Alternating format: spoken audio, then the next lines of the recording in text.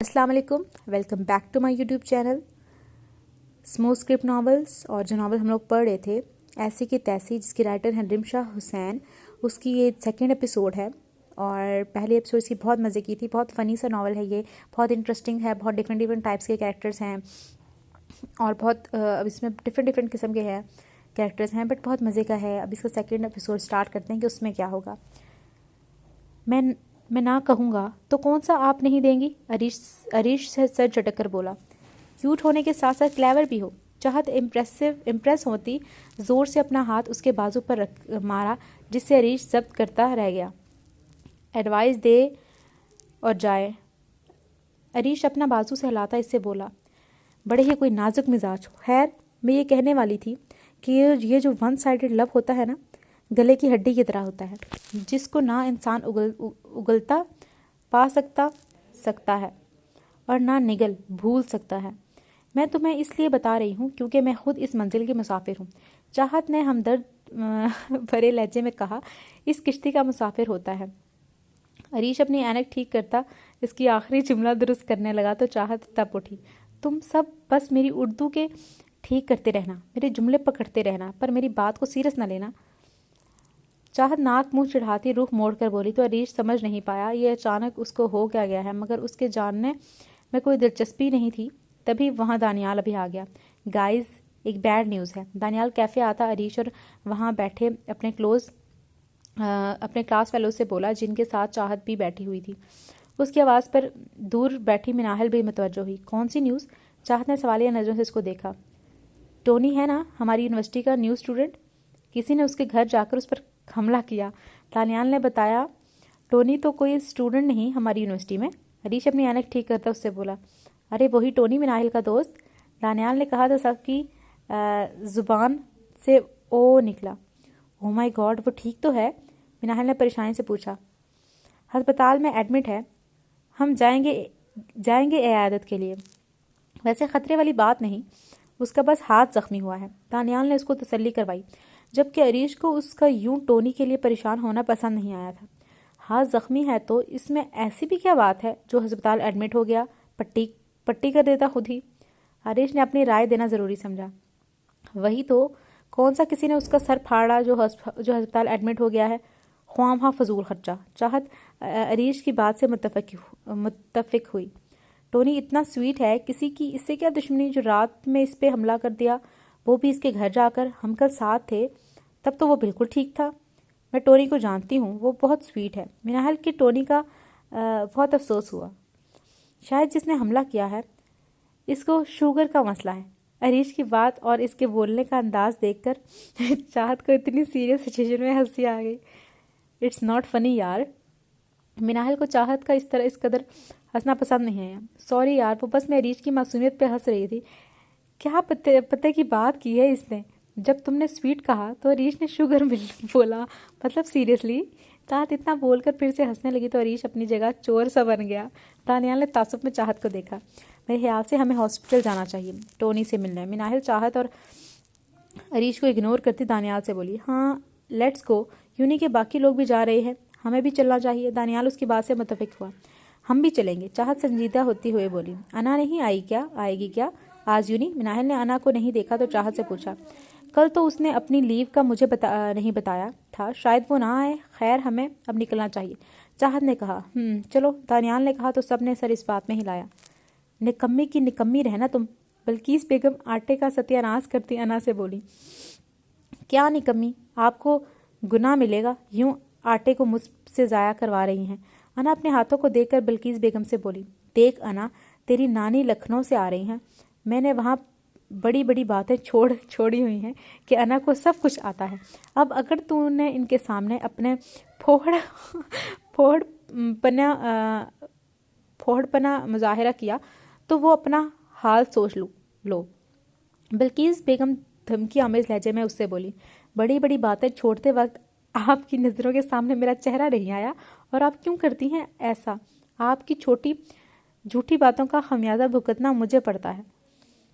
अना बेजार से शक्ल बनाए बोली, दादा बातें मत बिगाड़ो, जल्दी से काम करना सीखो। बल्कीस बेगम ने कहा, एक आटा तो गूंधा आता नहीं, कोई और काम क्या खाक करना है मैंने? आपको बस मेरा यूं ही बंद करवाना होता है। क्या होता अगर आप अपने मैके वालों को बताती मेरी बेटी को बस चाय का पानी चढ़ाना आता है और दूसरा अंडा बॉईल करना आता है। यकीन जाने कोई कुछ ना कहता। उनको पता था मैं आपकी बेटी हूँ, कोई ख़ास उम्मीदें मुझसे नहीं लगाते। वो अना अपने हाथ आटे से हटाती उनसे बोली, ज़ुबान बहुत चलने लगी है तुम्हारी। अगर इतने हाथ चलाओ तो ज़ुबान होगा तो ज़्यादा बेहतर होगा तुम्हारी सेहत पे। बल्किस बेगम तो इसकी बात पे तप उठी। न जाने वो कौन सी माएँ होती हैं जो अपने बच्चों से कहती हैं, बेटा जान जान से चले जाना मगर झूठ ना बोलना। और यहाँ एक हमारी अम्मा मोहतरमा है जो खुद जाने कितने झूठ के गोलाबारी बरसाती हैं। अना इतना कहकर रुकी नहीं थी, फ़ौरन से किचन से भागी थी। भाग कहाँ रही है? तो रुक, मैं बताती हूँ वो कौन सी माएँ होती हैं। बल्किस बेगम अपनी चप्पल पैरों उतारती अना के पीछे भागी, मगर तब तक खुद को कमरे में बंद कर चुकी थी।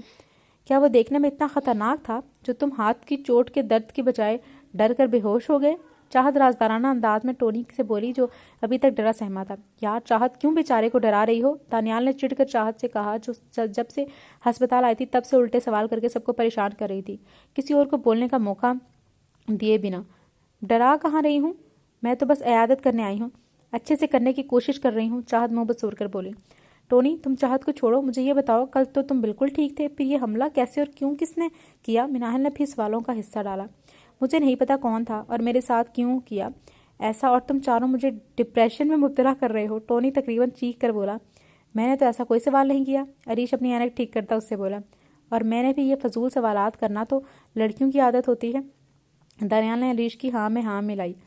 मैं आराम करना चाहता हूँ, तुम सब जाओ, पता नहीं कहाँ कहाँ से आ जाते हैं। टोनी ने इनको बाहर का रास्ता दिखाकर कोफत से बोला, अजीब आदमी हो यार, क्या मेहमानों से कोई ऐसा सलूक करता है? एक तो हम अपनी क्लास छोड़कर तुम्हारी इयादत करने आए हैं, और एक तुम हो जिसके मजाज ही नहीं मिल रहे। और मिनाहिल ख्वाम हाथ में स्वीट बोल रही थी, तुम तो सड़ू हो और हमला आवर को कोई शुगर का मसला भी नहीं होगा। अच्छा किया उसने जिसे तुम्हारा हाथ काटने में कोई कसर नहीं छोड़ी। मुझे वो अगर एक बार मिल जाए तो मैं कहूँगी उसको तो अगली बार हाथ काटने की प्रैक्टिस ठीक से करे, ताकि खून ना निकले बल्कि सीधा हाथ निकले। चाहत तो इसकी बात और अंदाज पे भड़क उठी थी, तभी बिना कोई लिहाज के बोलती चली गई, मिनाहल समझा दो अपनी दोस्त को। टोनी ने उसकी बातों से डर ही गया था, जबकि इसकी हालत पे दानियाल ने मुस्कुराहट जब्त की। नो टोनी, तुमने वाकई हमसे मिसबिहेव किया है। मेरा दिमाग ख़राब था जो तुम्हारी इयादत को आए। मिनाहिल तासुब से इसको देखती बाहर की जाने पड़ी। हाँ, चाहत अपने बाल झटक कर मिनाहिल के पीछे चली गई। गेट वेल सून, अरीश अपनी ऐनक ठीक करता उससे बोलकर खुद भी बाहर चला गया। डरो नहीं, अब कोई नहीं आएगा। दानियाल भी बोलकर बाहर की जानिब लपका। बुराक, आज लॉन्ग ड्राइव पे चलें? अलीज़ा अपने हाथों पे नेल पॉलिश लगाती कॉल पे बुराक से बोली। फ़ोन इसने अपना स्पीकर पे छोड़ा हुआ था। आज मैं बिज़ी हूँ। बुराक जो अपने ऑफिस में बैठा था इससे बोला, यार बुराक, कभी तो अपनी रूटीन चेंज कर लिया करो। मेरा इतना दिल था। अलीज़ा उसके इनकार पे बुरा मान गई। तुम अपनी फ्रेंड्स के साथ चली जाओ, मैं नहीं आ सकता क्योंकि मेरी अहम मीटिंग है, उसके बाद मुझे घर पे जाना है, चाहत को ट्यूशन जो देना था।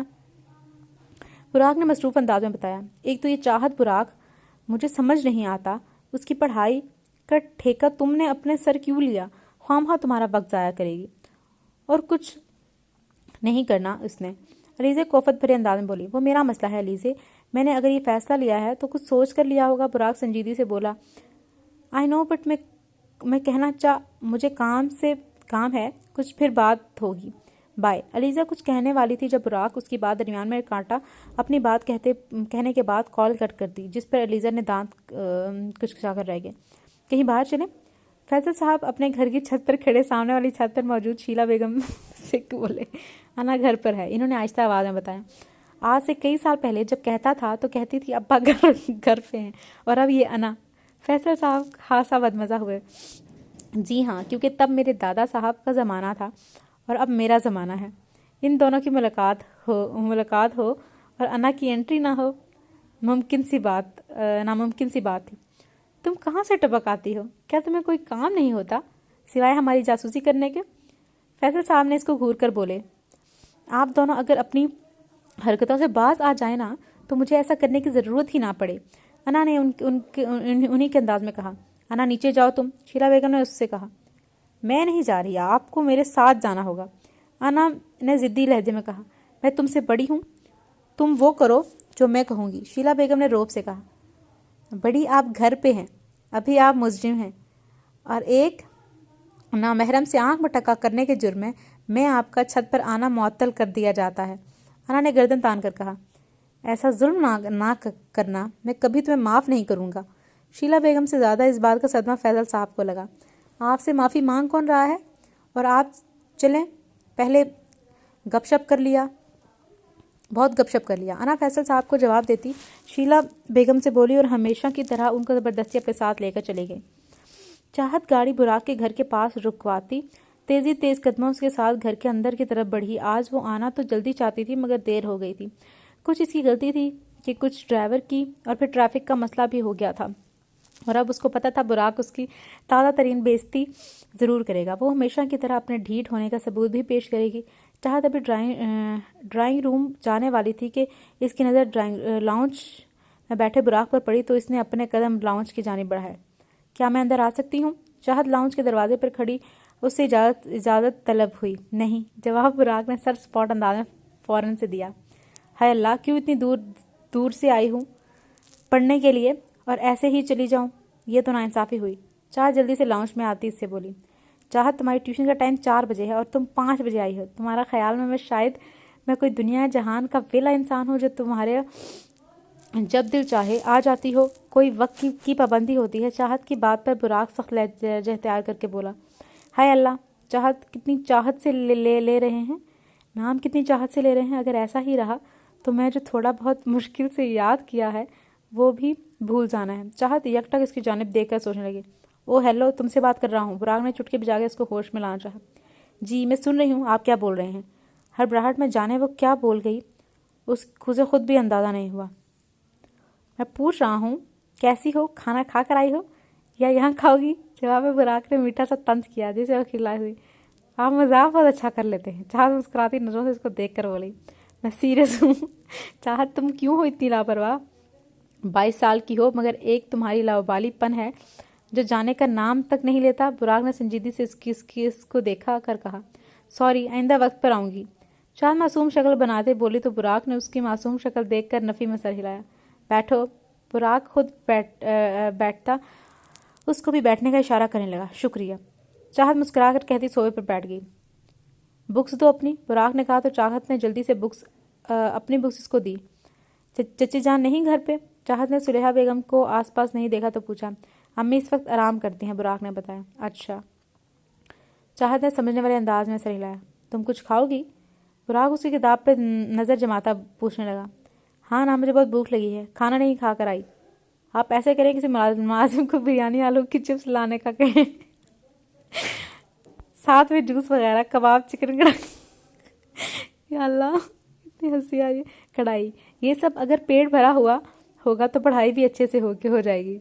चाहत तो जैसे बुराक के पूछने के इंतज़ार में थी। कितने वक्त से भूखी हो? बुराक उसके फरमाइशी प्रोग्राम का सुनकर हैरत से बोला। दोपहर से। आप ऐसे क्या देख रहे हैं? मेरे अपने चाचा का घर है, तकलीफ़ थोड़ी करूँगी।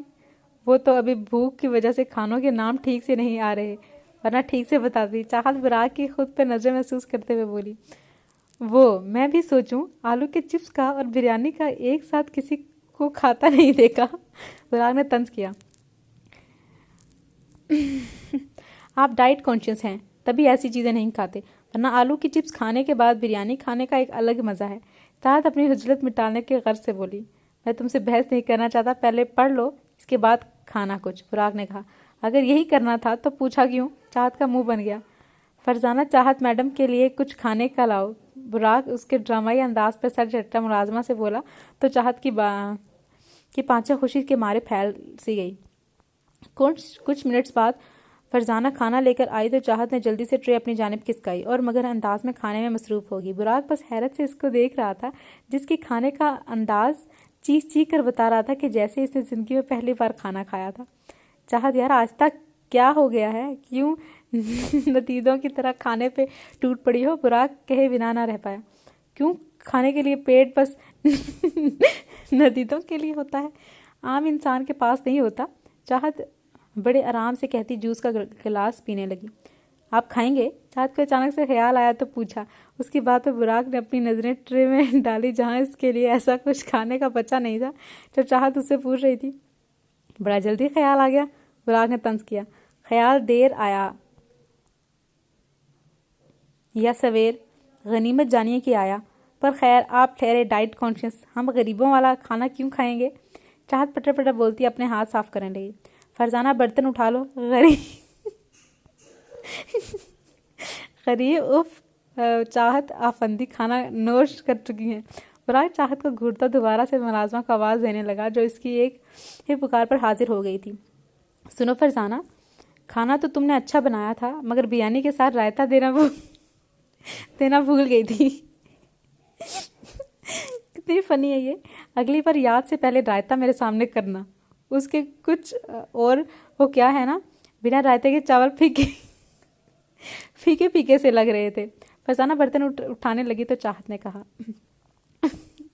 पूरी बिरयानी की प्लेट चट करने के बाद तुम्हें ख्याल आया है कि रायता नहीं था और चावल फीके फीके से लगे। इसके बावजूद भी एक दाना तक नहीं बचाया। यकीनन अगर रायता होता तो यकीनन अगर ये रायता होता तो ये प्लेट भी ना बचती। बुराक चाहत की बात पर तप उठा। आपको किसी ने मैनर्स नहीं सिखाए कि जब दो लोग आपस में बात कर रहे हो तो बीच में बोलना नहीं करते? चाहत ने फरजाना को हंसते देखा तो अपनी उजरत मिटाने की गर्ज से बोली, हद से बढ़ने की ज़रूरत नहीं, पढ़ने आई हो तो इस पे फोकस करो। बुराक ने आंखें दिखाई तो चाहत चेहरे के 1000 जाविये बनाने लगी। तूने बताया नहीं सोमल तुम्हें कैसी लगी? उज्जला बेगम ने अरीश से पूछा जो टीवी लॉन्च में बैठा था। वो अपना नाम सनम बता रही थी और आप उसको सोमल बोल रही हैं। अरीश अपनी ऐनक ठीक करता बोला, सोमल या सनम क्या फ़र्क पड़ता है, मैं तो दोनों नाम एक बंदी के ना।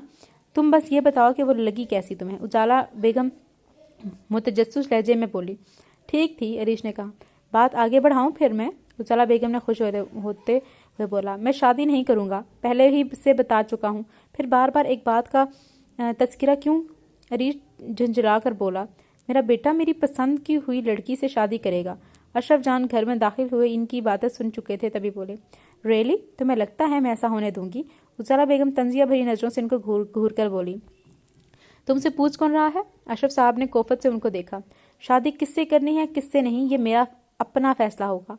मैं इस मामले में आप दोनों को इन्वॉल्व बिल्कुल नहीं करूंगा क्योंकि मुझे पता है आप लोगों की पसंद कैसी होगी। अरीश उन दोनों की लड़ाई में मुदाखलत करता बोलकर रुका नहीं था।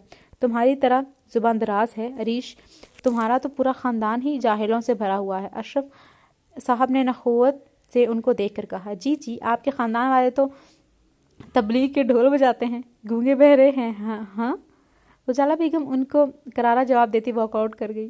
कितना लड़ते हैं ये। तुम यहाँ क्या कर रहे हो? अना ने दानियाल को अपने घर के लॉन में देखा तो मशकूक नज़रों से उसको घूर कर पूछने लगा,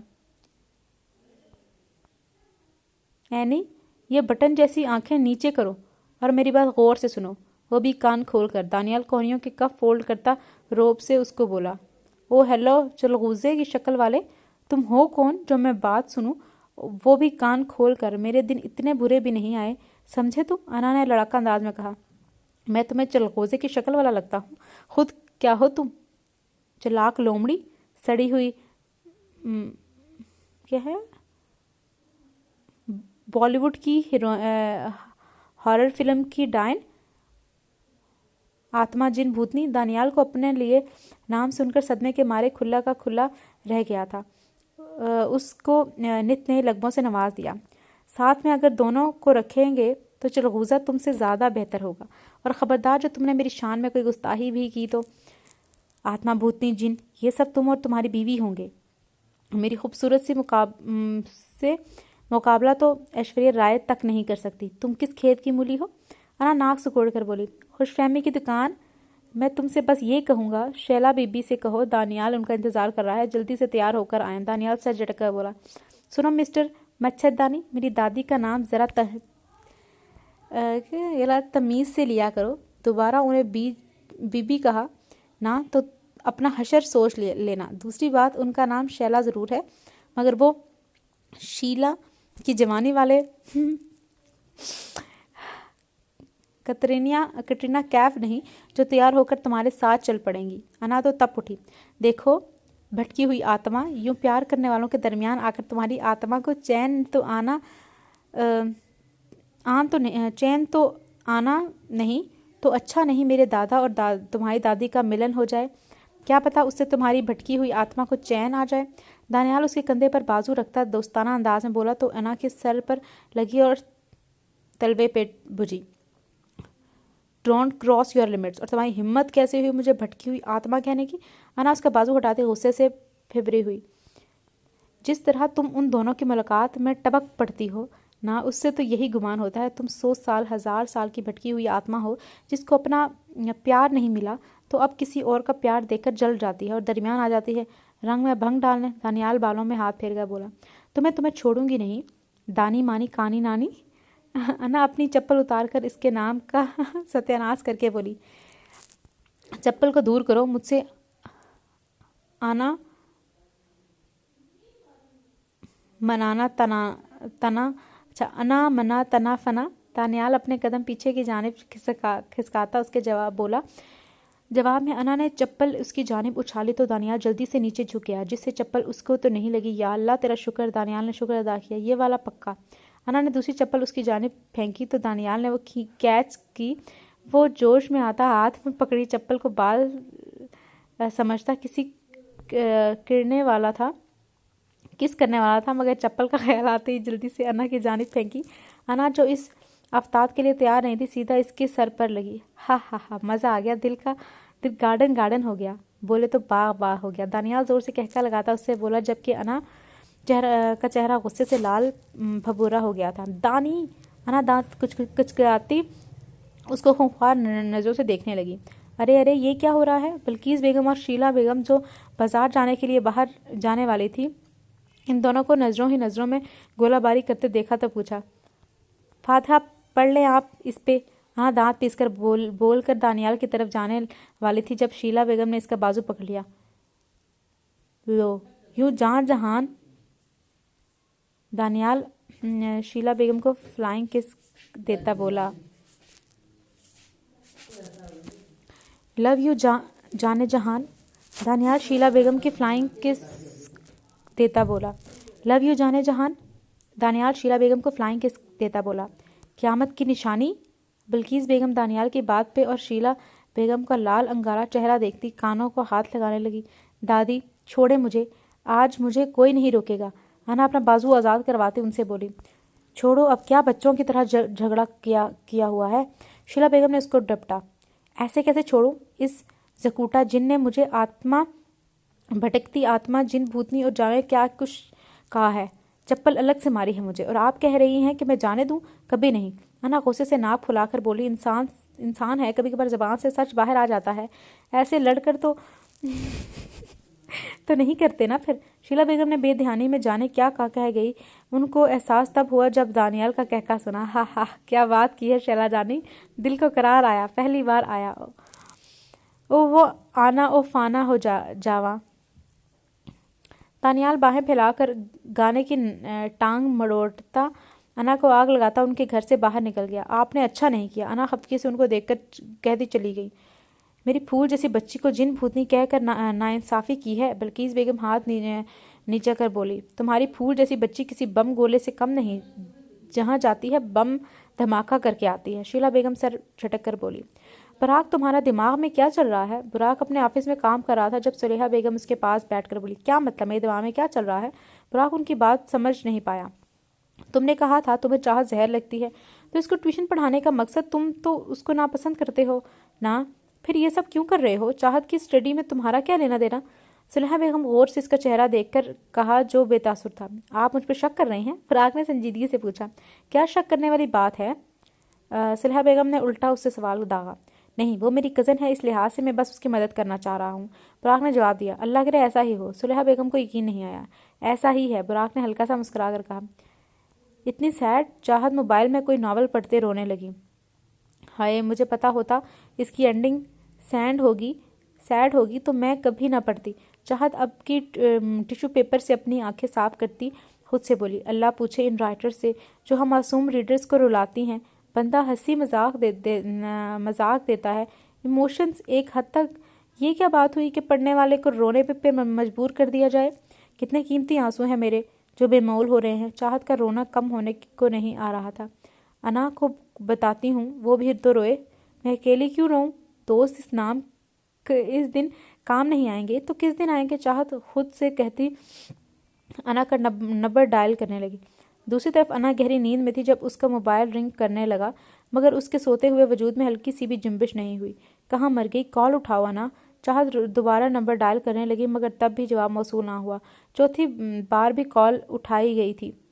हेलो अना, चाहत ने जल्दी से कहा। अना की बच्ची, ये वक्त है कॉल करने का? अना जमाई लेती उसके वक्त का एहसास दिलाने लगी। कॉल करने के लिए वक्त थोड़ी देखा जाता है, बस जब दिल करे इंसान को करनी चाहिए। खैर मेरी बात सुनो, चाहत ने बुरा मान लेगा। चाहत, मुझे बहुत नींद आ रही है, कल बात होगी। अना ने मिन्नत की। नहीं अना यार सुनो, तुम्हें बहुत दिलचस्प कहानी बताने वाली हूँ, सुनोगी तो तुम्हारी नींद उड़ जाएगी। चाहत ने तजस्सुस फैलाया। नहीं ना, मुझे अपनी नींद को कहीं नहीं उड़ाना, बल्कि सोना है, वो भी सुकून से। इसलिए कहानी कल तक पेंडिंग पे करो। Good night. अना जल्दी से कहती कॉल ड्रॉप कर गई। इतनी कमीनी दोस्त अल्लाह किसी को ना दे। चाहत मोबाइल कान से हटाती अना को कोसने लगी। ठीक है, मैं बाकी कुछ कल ऑफिस में डिस्कस करूंगा। पराग संजीदगी से कॉल पे अपने मैनेजर से बोला। जी ठीक है सर, गुड नाइट। दूसरी तरफ जैसे किसी की जान खलासी हुई। बुराक इतना कहता फ़ोन साइड पे करता सोने वाला था, तब जब इसकी नज़र स्क्रीन पर व्हाट्सएप पे ऑन लाइन चाहत पर पड़ी तो इसके माथे पे लातादाद बलों का जाल बिछ गया। ये अभी तक जाग रही है।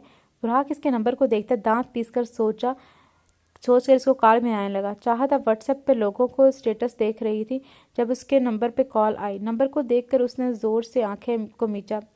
जल तू जलाल तू आई बला को टाल तू, जल तू जलाल तू आई बला को टाल तू।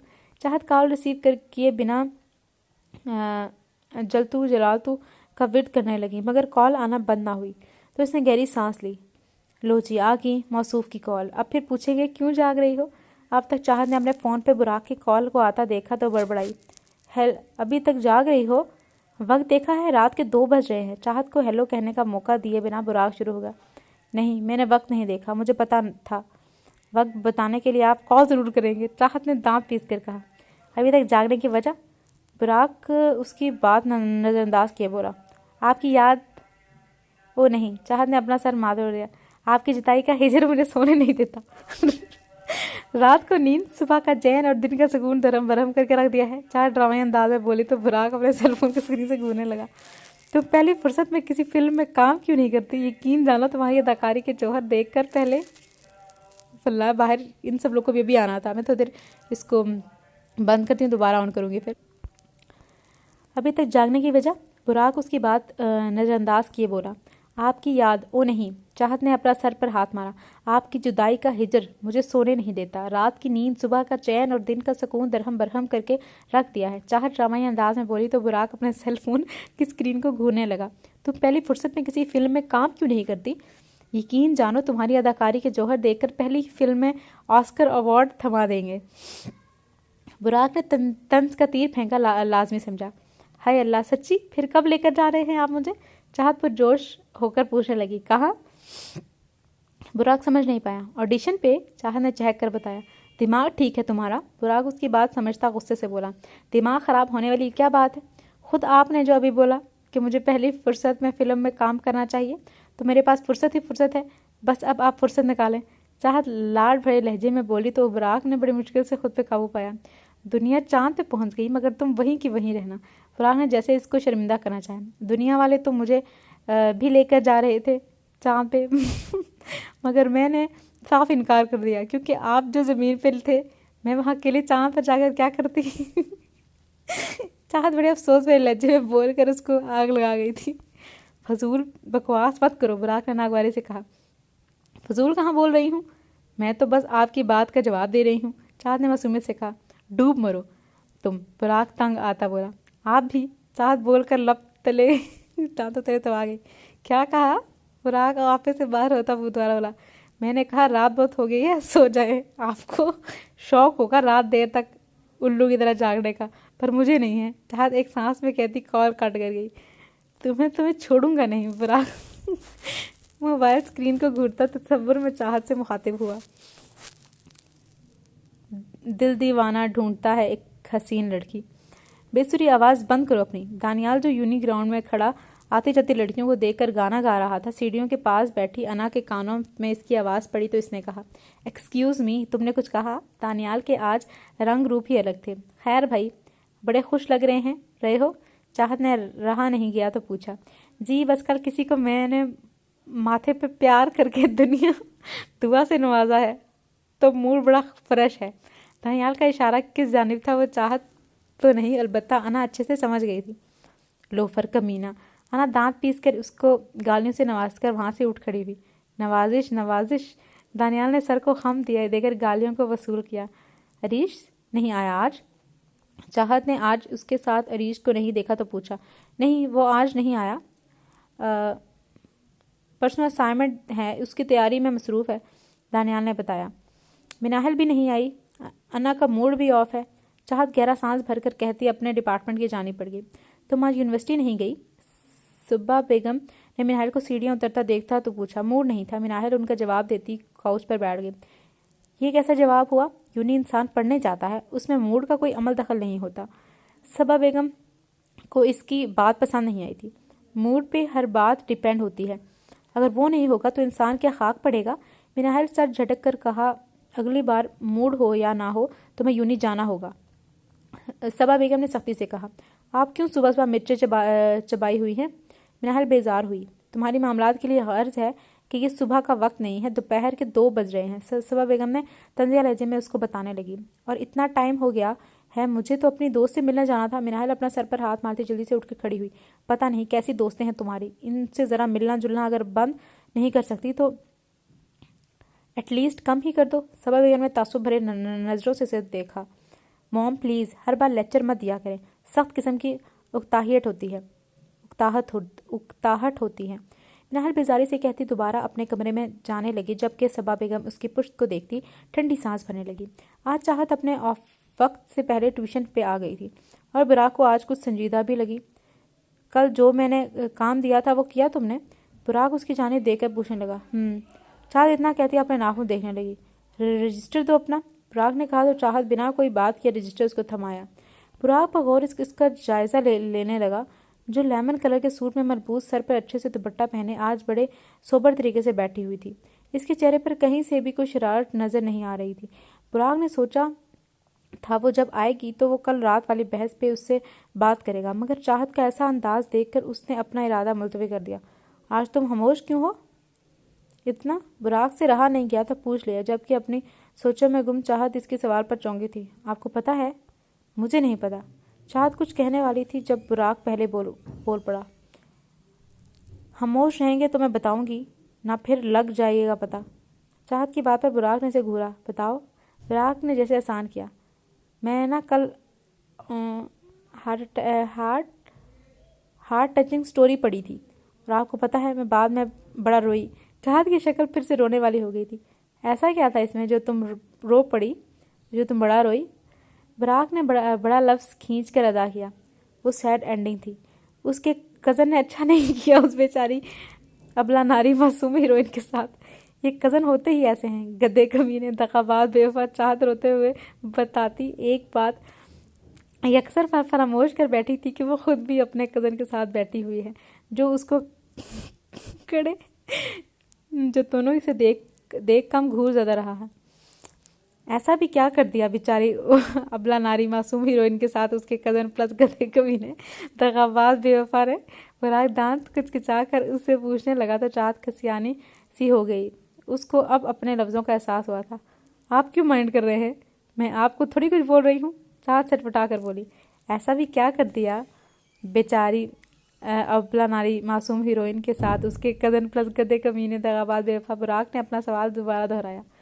उनकी लव स्टोरी का आगाज़ बड़ा दिलचस्प मोड़ पे हुआ था और इख्तिताम बहुत भयानक।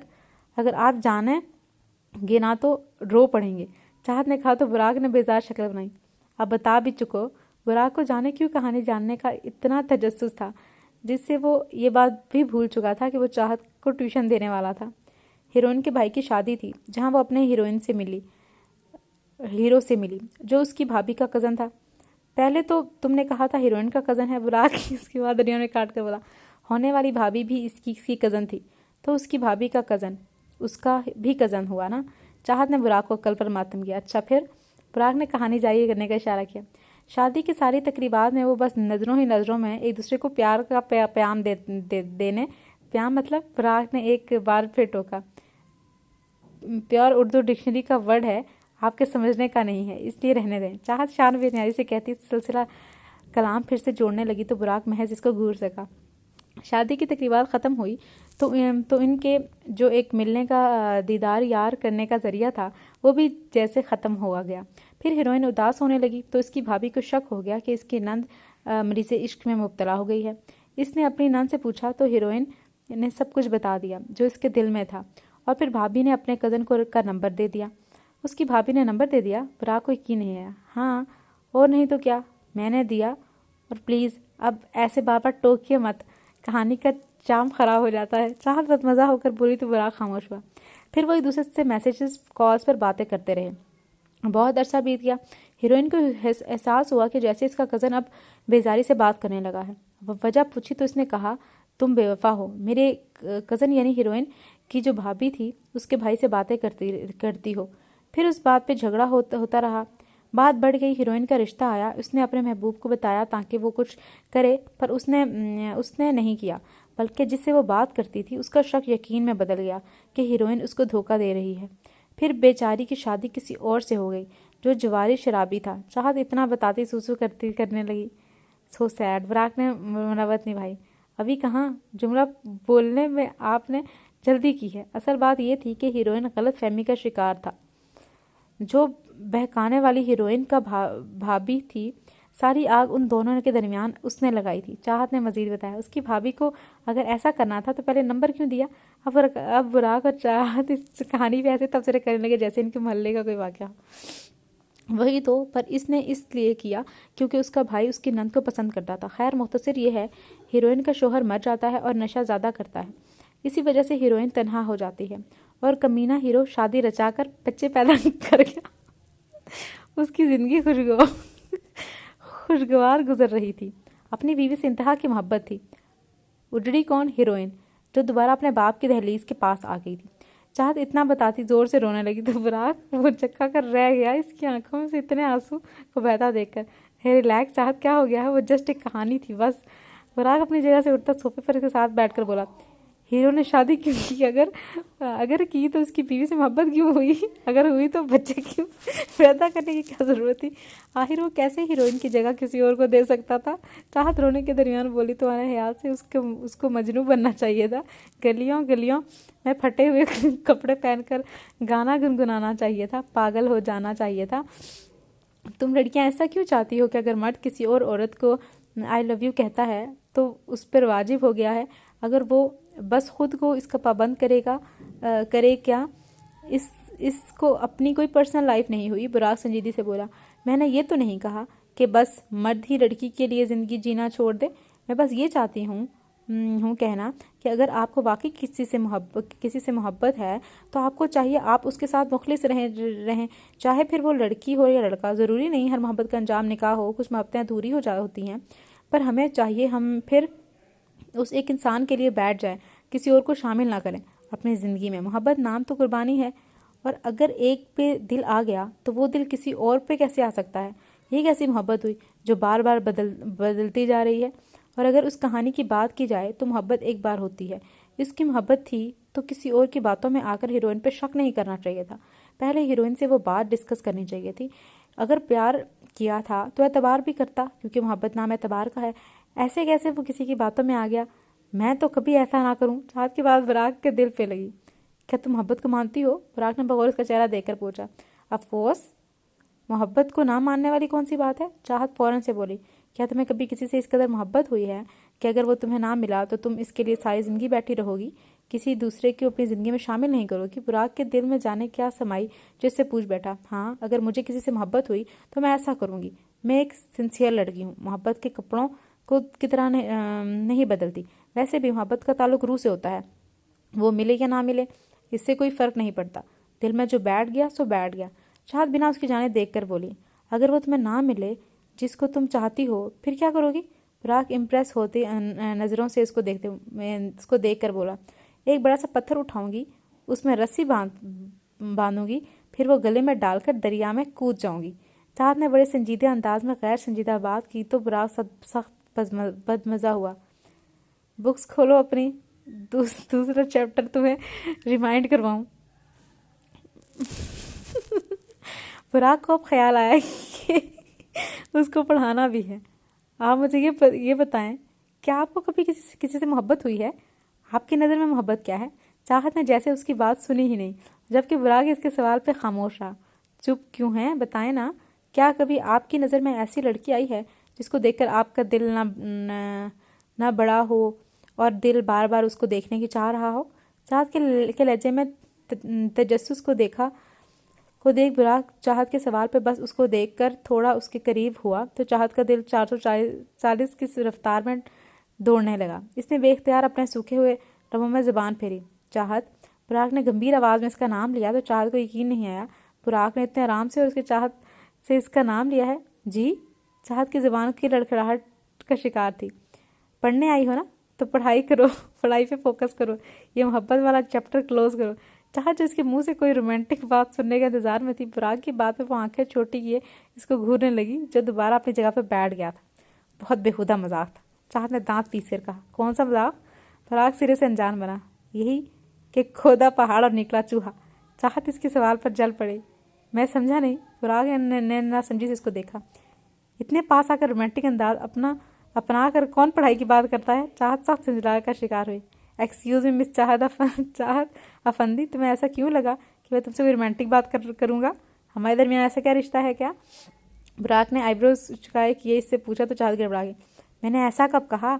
ये तो आपकी खुद साख्ता सोच है। ऐसा ख्याल आने से पहले मैं डूब मरूँ। वैसे भी आपसे कोई पागल ही रोमांटिक बातों की उम्मीद लगा सकता है और बेवकूफ़ इंसान प्यार कर सकता है, पर मैं नहीं। चाहत ने अपना भरम कायम किया। सीरियसली? फिर तो मेरी होने वाली बीवी दुनिया की बेवकूफ़ तरीन और पागल लड़की होगी। बुराक तंजिया नजरों से इसका देखकर बोला। क्या मतलब इस बात का? चाहत को अपने अंदर जलन का एहसास हो रहा।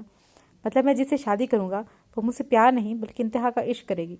दूसरी बात, मैं इस पर रोमांटिक बातें भी खूब किया करूँगा। बुराक ने सुकून से कहा।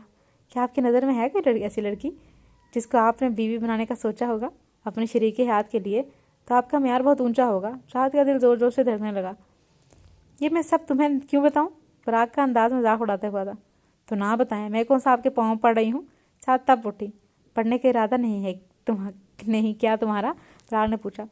आपको पता है कि जो मोहब्बत होती है ना, वो बहुत अजीब होती है। इसमें ना करेले वाली शक्ल वाला भी बहुत प्यारा लगता है। चाहत एक बार फिर इसकी बात नजरअंदाज की इसको देख कर बोली। ये करेले वाली शक्ल वाला जुमला तूने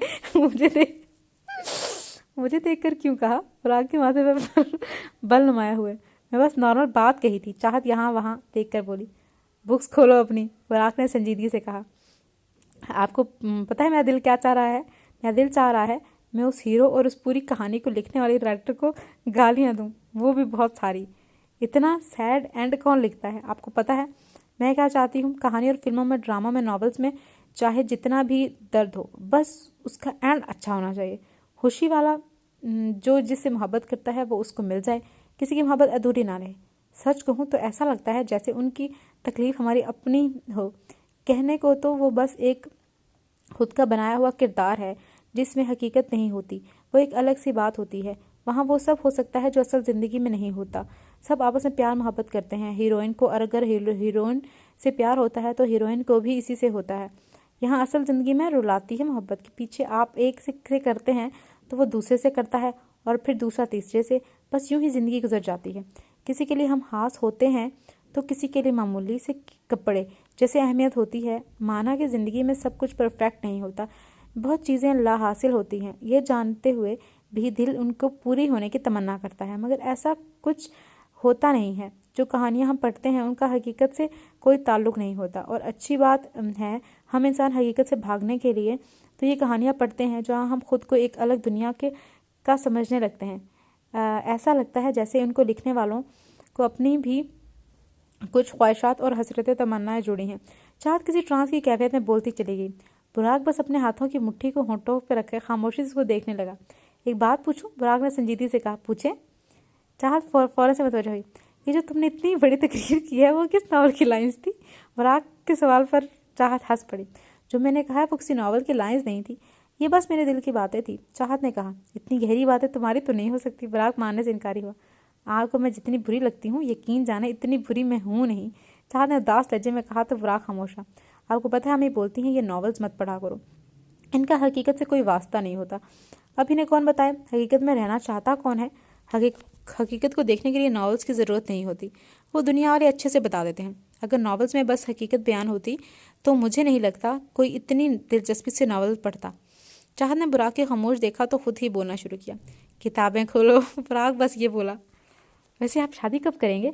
मुझे कुछ माह पहले बता दीजिएगा ताकि मैं डांस प्रैक्टिस करना शुरू कर दूं। चाहत ने जैसे आज कसम उठाई थी कि आज बुराक की नहीं सुनी। डांस? बुराक हैरत से उसको देखने लगा।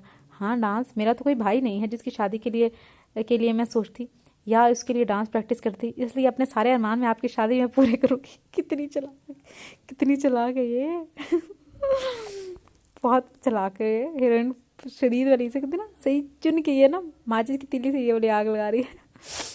हाँ डांस, मेरा तो कोई भाई नहीं है जिसकी शादी में मैं के लिए मैं सोचती या इसके लिए डांस प्रैक्टिस करती, इसलिए मैं अपने सारे अरमान आपकी शादी में पूरे करूँगी। चाहत की बात पर बुराक का रगत तगसे से तार गई थी। मैं तुम्हारा भाई नहीं हूँ समझी, जिसकी शादी पे तुमने अपने अरमान पूरे करने हैं। अगर अरमान पूरे करने हैं तो इतना शौक है तो मोहित की शादी पे करना, वो होगा तुम्हारा भाई।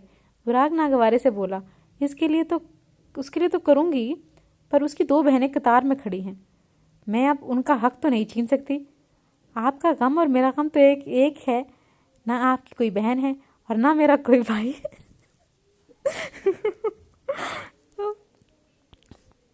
ना मेरा कोई भाई।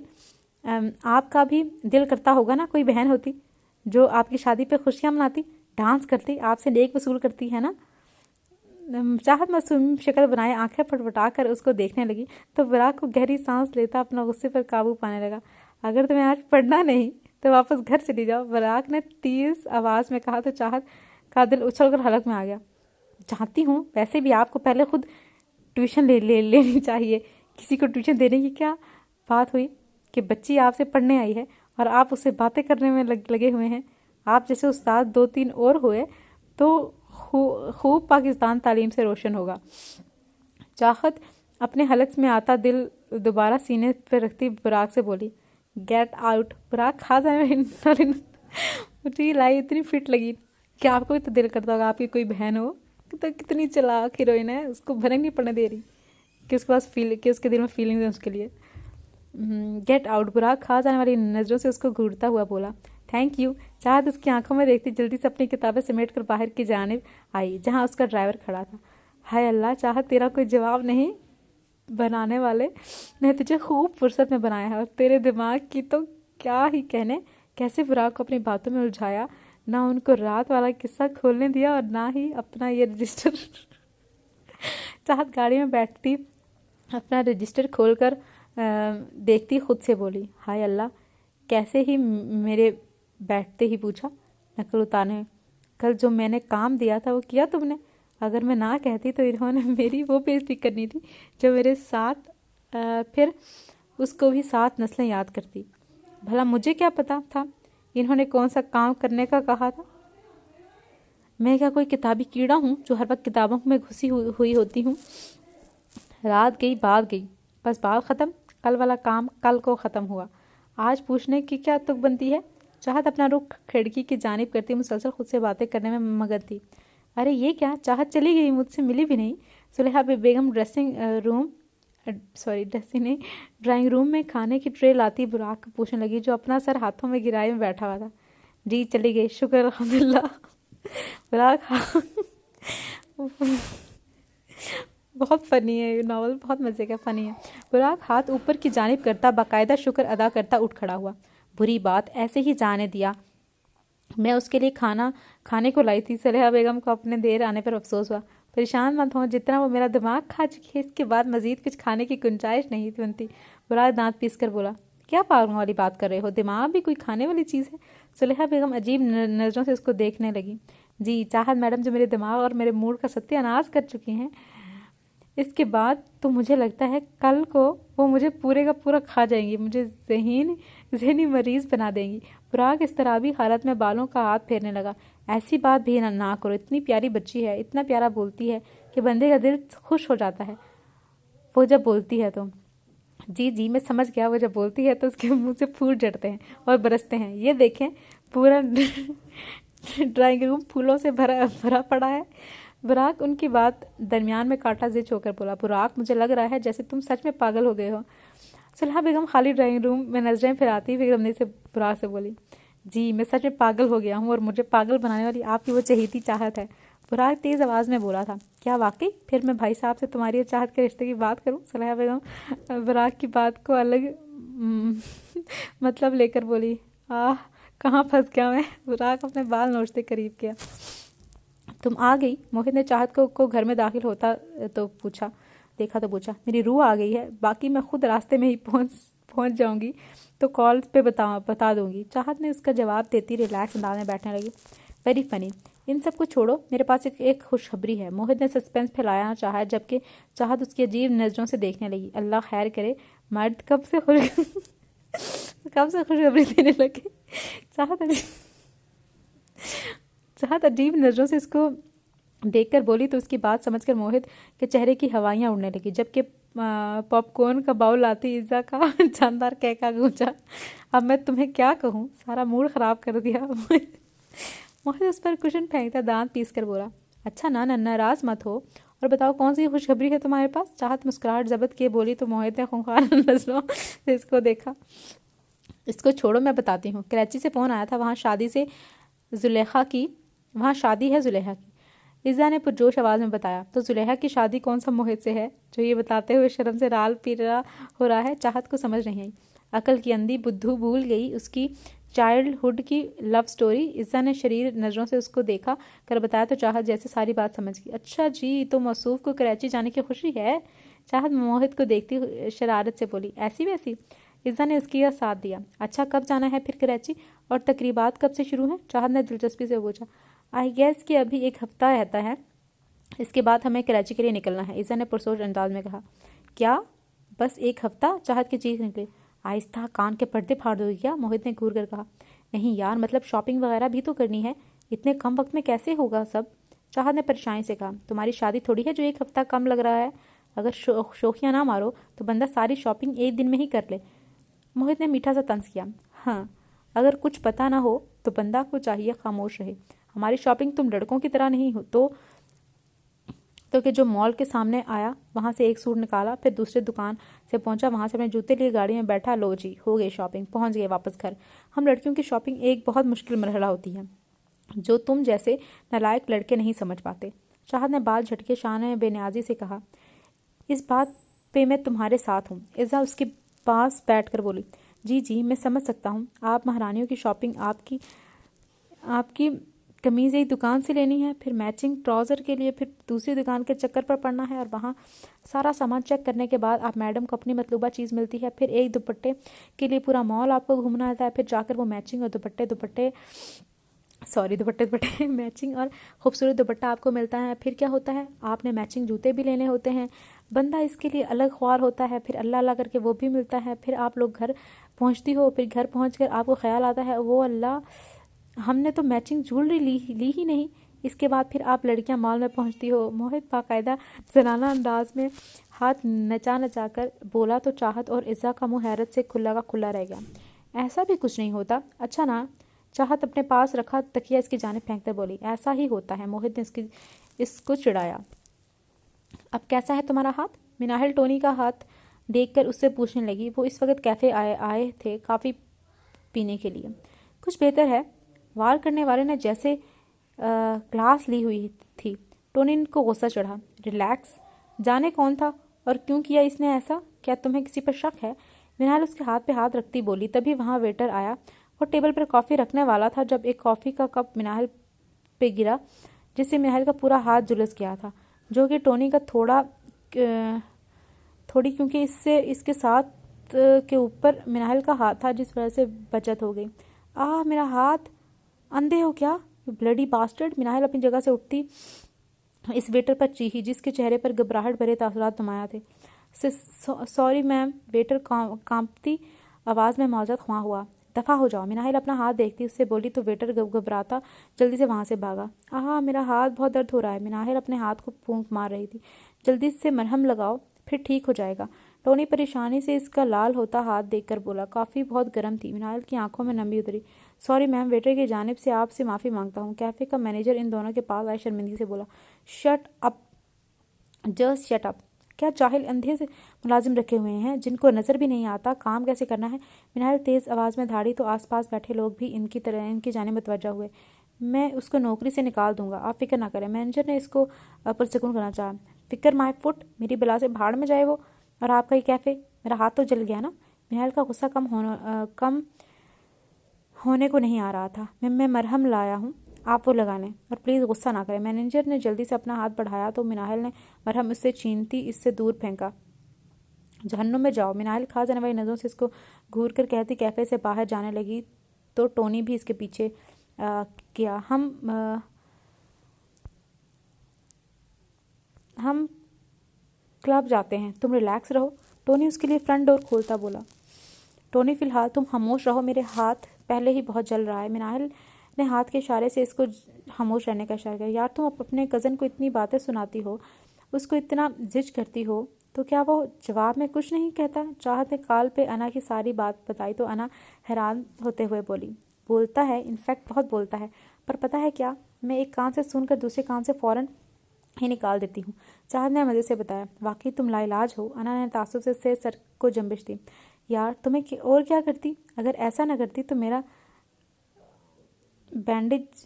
बैंड बज जाती। चाहत ने मुंह बनाया कहा। वैसे यार एक बात है, मेरे कज़न्स भी हैं, पर कभी मुझे तो रात के वक्त कॉल करके ये नहीं पूछा कि क्यों जाग रही हो, किससे बात कर रही हो, यूनी कैसा कैसा जा रहा है तुम्हारा रिजल्ट वगैरह। ये तुम्हारा कज़न कुछ निराला है, यूनिक पर्सन जिसको अपने काम से ज़्यादा दूसरों के काम जानने में दिलचस्पी होती है। अना झुरझुरी लेकर बोला। मैं भी तो यूनिक हूँ, तो जाहिर है मेरा कज़न भी मेरी जैसा है। तुम्हारी फ़िक्र नहीं होगी तुम्हारे कज़न्स को, मगर मेरे कज़न को मेरी बड़ी फ़िक्र है। चाहत ने इतरा कर कहा। वाह क्या बात है, वैसे तो बड़ा कोफत का इजहार करती हो और अब फ़िक्र का नाम दे रही हो। अना उसकी बात सुनकर बोली। तो वो तो मैं बस ऐਵੇਂ ही शोखियाँ मारती हूँ, वरना मेरा दिल तो लूडो गेम खेलने लगता है। चाहत ने दांतों की नुमाइश करते लाजमी समझाकर फ़ोन की दूसरी साइड अना ने तासुब से सर झटका। वो तुमसे बेजार रहने वाला शख्स है, तुम उसके पाँव धोकर वो पानी पियो तो भी वो तुमसे प्यार नहीं करेगा। अना ने थोड़ी देर बाद कहा। ऐसा क्यों बोल रही हो। चाहत को इसकी बात बुरी लगी। तुम खुद बताती हो वो तुम्हारी कज़न अलीज़े में इंटरेस्टेड है, फिर खुद को इसके पीछे लगाने का मकसद। अना ने संजीदगी से कहा। पता है क्या, मैंने अपना फैसला अल्लाह पर छोड़ दिया है। अगर वो मेरे लिए बेहतर होगा तो बिन मांगे दुआ की तरह मिल जाएगा, अगर ना मिला तो मुझे कोई शिकवा नहीं होगा। चाहत ने कहा। शिकवा क्यों नहीं होगा, अना ने जानना चाहा।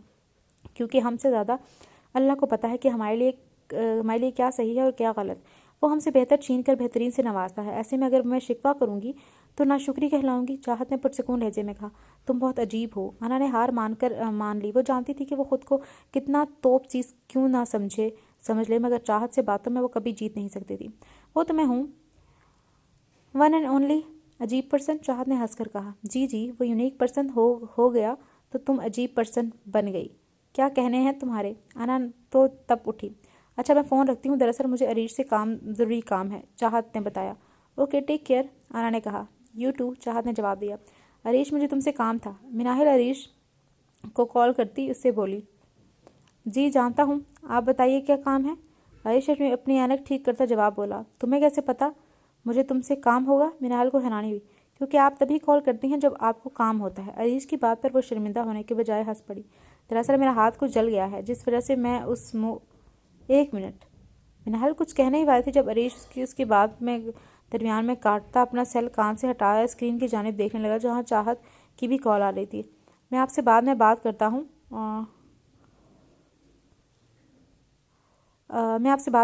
हूँ अभी चाहत की कॉल आ रही है। अरीश दोबारा फ़ोन कान पर रखता इससे बोला।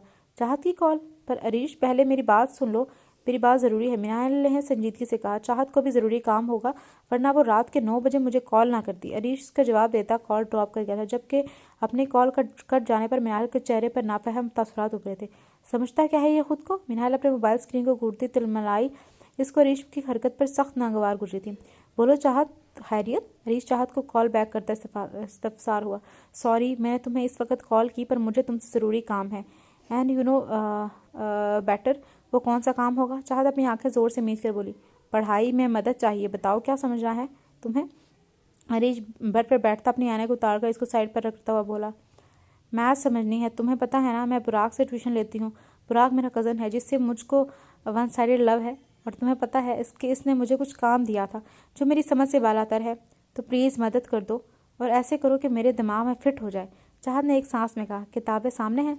अरीश इसकी सारी बातें सुनने के बाद बोला, हाँ सामने हैं। चाहत ने फ़ौरन से जवाब दिया, ओके। फिर अपनी मतलूबा किताब का मतलूबा चैप्टर खोलो, मैं बताता जाता हूँ। फिर तुम इसको रजिस्टर पे अच्छे से उतारना। अरीश ने कहा, ठीक है। मैंने सवालात की पिक्चर्स तुम्हें व्हाट्सएप की हैं, इनको चेक करना। चाहत ने बताया, तुम बस ऐसे ही ज़ुबानी बताना, मैं समझा दूंगा। हरीश बैकग्राउंड से टेक लगाता बोला, ठीक है। चाहत उसकी बात पे सर इस बात में हिलाती उसको बताने लगी, तो हरीश उसको समझाने लगा, जिसको संजीदगी से सुनती चाहत जल्दी से रजिस्टर पर लिखने लगी। उफ़, अल्लाह तेरा लाख लाख शुक्र है। और हरीश तुम्हारा भी बड़ा वाला थैंक यू। सारा काम हो जाने के बाद चाहत अल्फाज खींच कर अदा करती उससे बोली, माई प्लेयर। हरीश बस इतना बोला, सच्ची अगर तुम ना होते तो बुराक ने मेरी ऐसी ही तैसी कर देनी थी। चाहत झुझरी लेकर बोली, तो क्या ज़रूरत है ऐसे कज़न के पास ट्यूशन लेने की? अरीश उसकी बात सुनकर बोला, प्यार करती हूँ ना, बस ये वजह है। ऐसे में उसको देख भी लेती हूँ और बात भी कर लेती हूँ। चाहत ने बताया तो अरीश के चेहरे पर मुस्कुराहट आई, जिससे वो इसी जवाब को तवक्को कर रहा था। ठीक है, गुड नाइट। अरीश की नज़र वॉल क्लॉक पर पड़ी तो चाहत से कहा, you too and thanks again. Chahat मुस्कुराकर कहती कॉल ड्रॉप कर गई। चाहत ने कॉल रखने पर अरीश सोच में पड़ गया वो मिनाहिल का काम करे या नहीं, क्योंकि अब रात के 11 बज रहे थे। चाहत को समझाते हैं मैं और बातें करने में उसका वक्त गुजरने का पता ही नहीं चला था। करके देखता हूँ, क्या पता जाग रही हो। अरीश अब एक नतीजे पर पहुंचा। मोबाइल का नंबर डायल करने लगा तो तीसरी बेल में सेव कर लिया गया। मिल गई फुर्सत चाहत से? मिनाहिल ने कॉल उठाते ही तंज का तीर फेंका। मतलब? अरीश को समझ नहीं आया। क्यों कॉल की है? मिनाहिल इसकी बात नज़रअंदाज किए बोली, आपको कोई काम था मुझसे? वो पूछने के लिए कॉल की है, अरीश ने बताया। था, मगर तुम्हें तब चाहत से बात करनी थी, तो अब भी इससे ही करो। मुझे बिल्कुल पसंद नहीं कि कोई मुझे इग्नोर करके किसी और को इम्पोर्टेंस दे। मिनाहिल ने नागवारी से कहा, ठीक है, फिर मैं कॉल रखता हूँ। अरीश इसकी बात सुनकर कॉल रखने वाला था जब मिनाहिल बोल पड़ी, तुम्हें शर्मिंदगी महसूस नहीं हो रही? शर्मिंदगी किस बात पे? अरीश जान ना पाया। इसी बात पे कि तुमने मुझे खफा किया है, किसी और को अहमियत दी जब मुझे तुमसे बात करनी थी। मिनाहिल ने वजह बताई। बार बार चाहत को किसी मत कहे। अरीश बस ये बोला, क्यों बुरा लग रहा है? मिनाहिल ने तंज किया, जी बहुत बुरा लग रहा है। वो हमारी फ्रेंड है, क्लास फेलो भी है। ऐसे में आप उसका जिक्र यूं कर रही हैं तो मुझे बुरा लगेगा। अरीश ने संजीदगी से कहा, कुछ ज़्यादा ही गहरी दोस्ती मालूम होती है, तभी तो आग लग रही है। मिनाहिल तो उसके जवाब पर तब पूरी, जी सही कहा, बहुत गहरी दोस्ती है जो आप जैसी नेगेटिव माइंड लड़की की नहीं समझ सकती। अरीश ने जैसे जताया था, यू टू। मिनाहिल कुछ सख्त कहने वाली थी जब दूसरी तरफ से अरीश कॉल काट गया था। मिनाहिल कंग हुई मोबाइल फ़ोन की स्क्रीन को घूरने लगी। उसको लगता था वो अरीश की से बात करती है तो वो खुद को खुशकिस्मत समझता होगा, मगर आज अरीश का एटीट्यूड देखकर वो जल पड़ी थी। इसका हाल गुस्से से बुरा हो गया था। वो जो अपने सामने किसी दूसरे को नहीं समझती थी, मगर अब उसको ऐसा लग रहा था जैसे अरीश ने उसको उसकी औकात दिखा दी है। दिल में अंधेरे शिकवों का ढेर है तेरे, दीवानी हुई तेरा कसूर है, झूठे से दिल नू समझावां कि तेरे नाल में लाइयां आखियां, तेरे नाल क्यों लाइयां आखियां, तेरे नाल क्यों लाइयां आखियां, तेरे नाल क्यों लाइयां आंखें बाद में लाना, अभी बाहर अपनी तशरीफ का टोकर लेकर आओ, पराग भाई आए हैं तुम्हें पढ़ाने के लिए। चाहत जो गला फाड़ फाड़ कर गाने का बेड़ा गर्क कर रही थी, मोहित की बात पर झटके से बेड से उठ खड़ी हुई, जो आज यूनी से लीव करती घर में मज़ा करने का सोचते हुए थी, मगर बुराक की आमद की जान कर उसको अपने अरमानों पे पानी गिरता महसूस हुआ था। हाय अल्लाह, कसम तुम्हें तुम्हारी पबजी गेम की कह दो ये झूठ है। चाहत अपनी कहानी सर पर टिकाए ड्रामाई अंदाज में बोली, मुझे कसम अपनी पबजी गेम की, भाई तुम्हारा वेट कर रहे हैं बाहर। मोहित जलाने वाले मुस्कुराहट चेहरे पर सजाकर बोला, वो क्यों आए हैं? जाना तो मुझे चाहिए था ना, और अभी वक्त है। चाहत परेशानी से गोया हुई। तभी बुराक दरवाजे के पास आया, जिसको देखकर चाहत सरपटाकर अपना बेड पे पड़ा दुपट्टा उठाकर सर पर पहना, जबकि बुराक काफ़ी नागवार नज़रों से इसको देख रहा था। अस्सलाम वालेकुम। चाहत ने सलाम झाड़ा। मोहित नीचे जाओ, मुझे कुछ बात करनी है इससे, पराग ने मोहित को मुखातिब किए कहा। ओके भैया। मोहित मुस्कुराती नजरें चाहत पर डालता बाहर निकल गया। माना कि तुम्हारे अंदर की गुलकारी बाहर आने को मचलती है, मगर घर में रहने के भी कुछ अदब होते हैं। मोहित के जाते ही बुराक इस पर गरज पड़ा, जिस पर चाहत ने खामोशी से सर झुका लिया। वो समझ गई थी कि बेइज्जती का सिलसिला तवील होने वाला है। अब यूं मासूम शक्ल बनाए क्या साबित करना चाहती हो? तो मासूम हो और मैं जल्लाद किस्म का हूँ। मुझे एक बात समझ नहीं आती, कोई तुम्हें तुम्हारी हरकतों पर टोकता क्यों नहीं? तुम्हें इतनी आज़ादी क्यों दे रहे हैं, जिससे तुम सुधरने की बजाय मजीद बिगड़ती जा रही हो? बुराक उसको तीखी नज़रों से उसको देखता घूरा। मुझे नहीं था पता आप इस वक्त आएंगे, क्योंकि ट्यूशन पढ़ने जलील होने तो मैं आती हूँ। आप यहाँ थोड़ी आते हैं पढ़ाने, जलील करने। चाहत सर उठाए एक सांस में बोली, मुझे ज़रूरी मीटिंग में जाना था जो लाहौर में है। सोचा तुम्हारे पास आऊँ। मुझे अचानक ख्याल आया कि तुमने तो होमवर्क वगैरह कल दिखाया ही नहीं था। बुराक ने संजीदगी में कहा, अगर आपको की ज़रूरी मीटिंग थी तो आज छुट्टी कर लेते, यहाँ आना ज़रूरी तो नहीं था। चाहत चेहरे पर ज़बरदस्ती किस्म की मुस्कुराहट से जाकर बोली, अपना यूनी बैग लाओ, ड्राइंग रूम में इंतज़ार कर रहा हूँ तुम्हारा। बुराक एक अचंती नज़र उस पर डालकर चला गया। तौबा है यार। चाहत पाँव पटकने लगी। वो सख्त बदमज़ा हुई थी। इतनी जल्दी आ गई, थोड़ा आराम से आती। बुराक जो 10 से 15 मिनट तक इसका इंतज़ार कर रहा था, चाहत को अब आता देखकर तो मीठा सा तंज किया। आप इंतज़ार कर रहे थे तो मैंने सोचा जल्दी से आ जाऊँ। यूँ किसी को ज़्यादा इंतज़ार करवाना अच्छी बात थोड़ी होती है। चाहत बुराक के तंज पर शर्मिंदा होने के बजाय बड़ी ढिठाई से बोली, बड़ा एहसान किया। बुराक तो इसकी ढिठाई पर तप उठा। आप शर्मिंदा तो ना करें, कज़न प्लस उस्ताद हैं आप मेरे, इतना तो मैं आपके लिए कर ही सकती हूँ। चाहत शान बेनियाजी से कहती सिंगल सोफे पर बैठ गई। आज हम बुराक कुछ कहने वाला था जब उसके सेल फोन रिंग करने लगा। 1 मिनट वेट। बुराक चाहत को इशारा करता कॉल रिसीव करने लगा। हेलो, क्यों, क्या हुआ? दूसरी तरफ से जाने क्या कहा गया, जिस पर बुराक बोला, ओके नहीं मैं आता हूँ। बुराक संजीदगी से कहता कॉल कट गया। ये चेक करें मेरा काम। चाहत ने अपना रजिस्टर खोलकर इसके सामने किया। अभी नहीं। बुराक बिना इसकी जानिब देखे बोला, क्या मतलब अभी नहीं? अभी नहीं तो कभी नहीं, आपको अभी देखना पड़ेगा। मेरी रात जगी मेहनत का सवाल है। चाहत जज्बाती होगी। मुझे ज़रूरी काम से जाना है, समझ नहीं आ रही तुम्हें? बुराक अपनी जगह से उठता नागवारी से बोला, नहीं आधा समझ। एक तो आप वक्त से पहले आ गए, ऊपर से रोब जमा रहे हैं, ये कहाँ का इंसाफ है? चाहत का मुंह बन गया था। तुमसे बात करना फजूल है। बुराक तासुब से सर को जंबिश देता ड्राइंग रूम से बाहर जाने लगा। ये अच्छा नया तरीका तलाश किया है मुझे जलील करने का। अल्लाह पूछे आपसे, एक दिन चुन चुन कर अपनी हर बेइज्जती का बदला लूंगी। अगर ना लिया तो मेरा नाम भी चाहत अफंदी नहीं। अरे बुराक कहाँ चला गया? मैं तो उसको यहीं बिठा कर गई थी। मरियम बेगम हाथ में ट्रे लाती चाहत से पूछने लगी। सोफे के इंचे छुपे हुए हैं। चाहत जल कर बोली। चाहत बको मत, बताओ कहाँ गया है? उसके लिए मैंगो शेक लाई हूँ। मरियम बेगम की बात पर चाहत की नज़र उनके हाथ में पड़ी तो आंखों में चमक उभरी। वो ये मैंगो शेक नहीं पीते, मुझे दे, मैं पीती हूँ। चाहत एक जंप लगाकर उन तक पहुंची। मैंगो शेक का ग्लास अपने हाथ में लेती बोली, चाहत अपना नदीदापन कम किया करो। और ये बात भी खूब कही, बहुत शौक से पीता था बचपन में वो।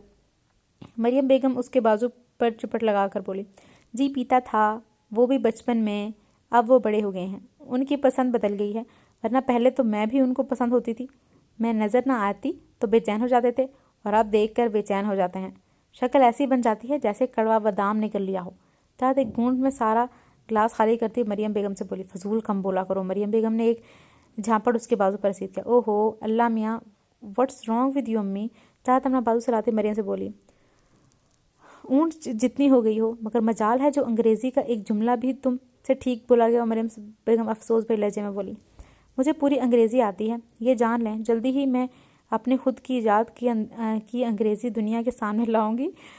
वो तो मैं आपके सामने कम बोलती हूँ कि कहीं आप एहसास कमतरी का शिकार ना हो जाएं। चाहत गर्दन तान कर बोली, तुझे तो अभी मैं बताती हूँ एहसास कमतरी का मतलब। मरियम बेगम का हाथ अपने पाँव की जूती पर पहुंचा, जिसको देखकर चाहत छटपटाती हुई वहां से भागी। भाग कहाँ रही हो, रुको। मरियम बेगम तेज़ आवाज़ में बोलती, मगर चाहत के पैरों में जैसे किसी ने मशीन फिट की थी, जो वो ना रुकी और ना थमी। सीधा अपने कमरे में दम लिया। आ रही हूँ बाबा, सबर।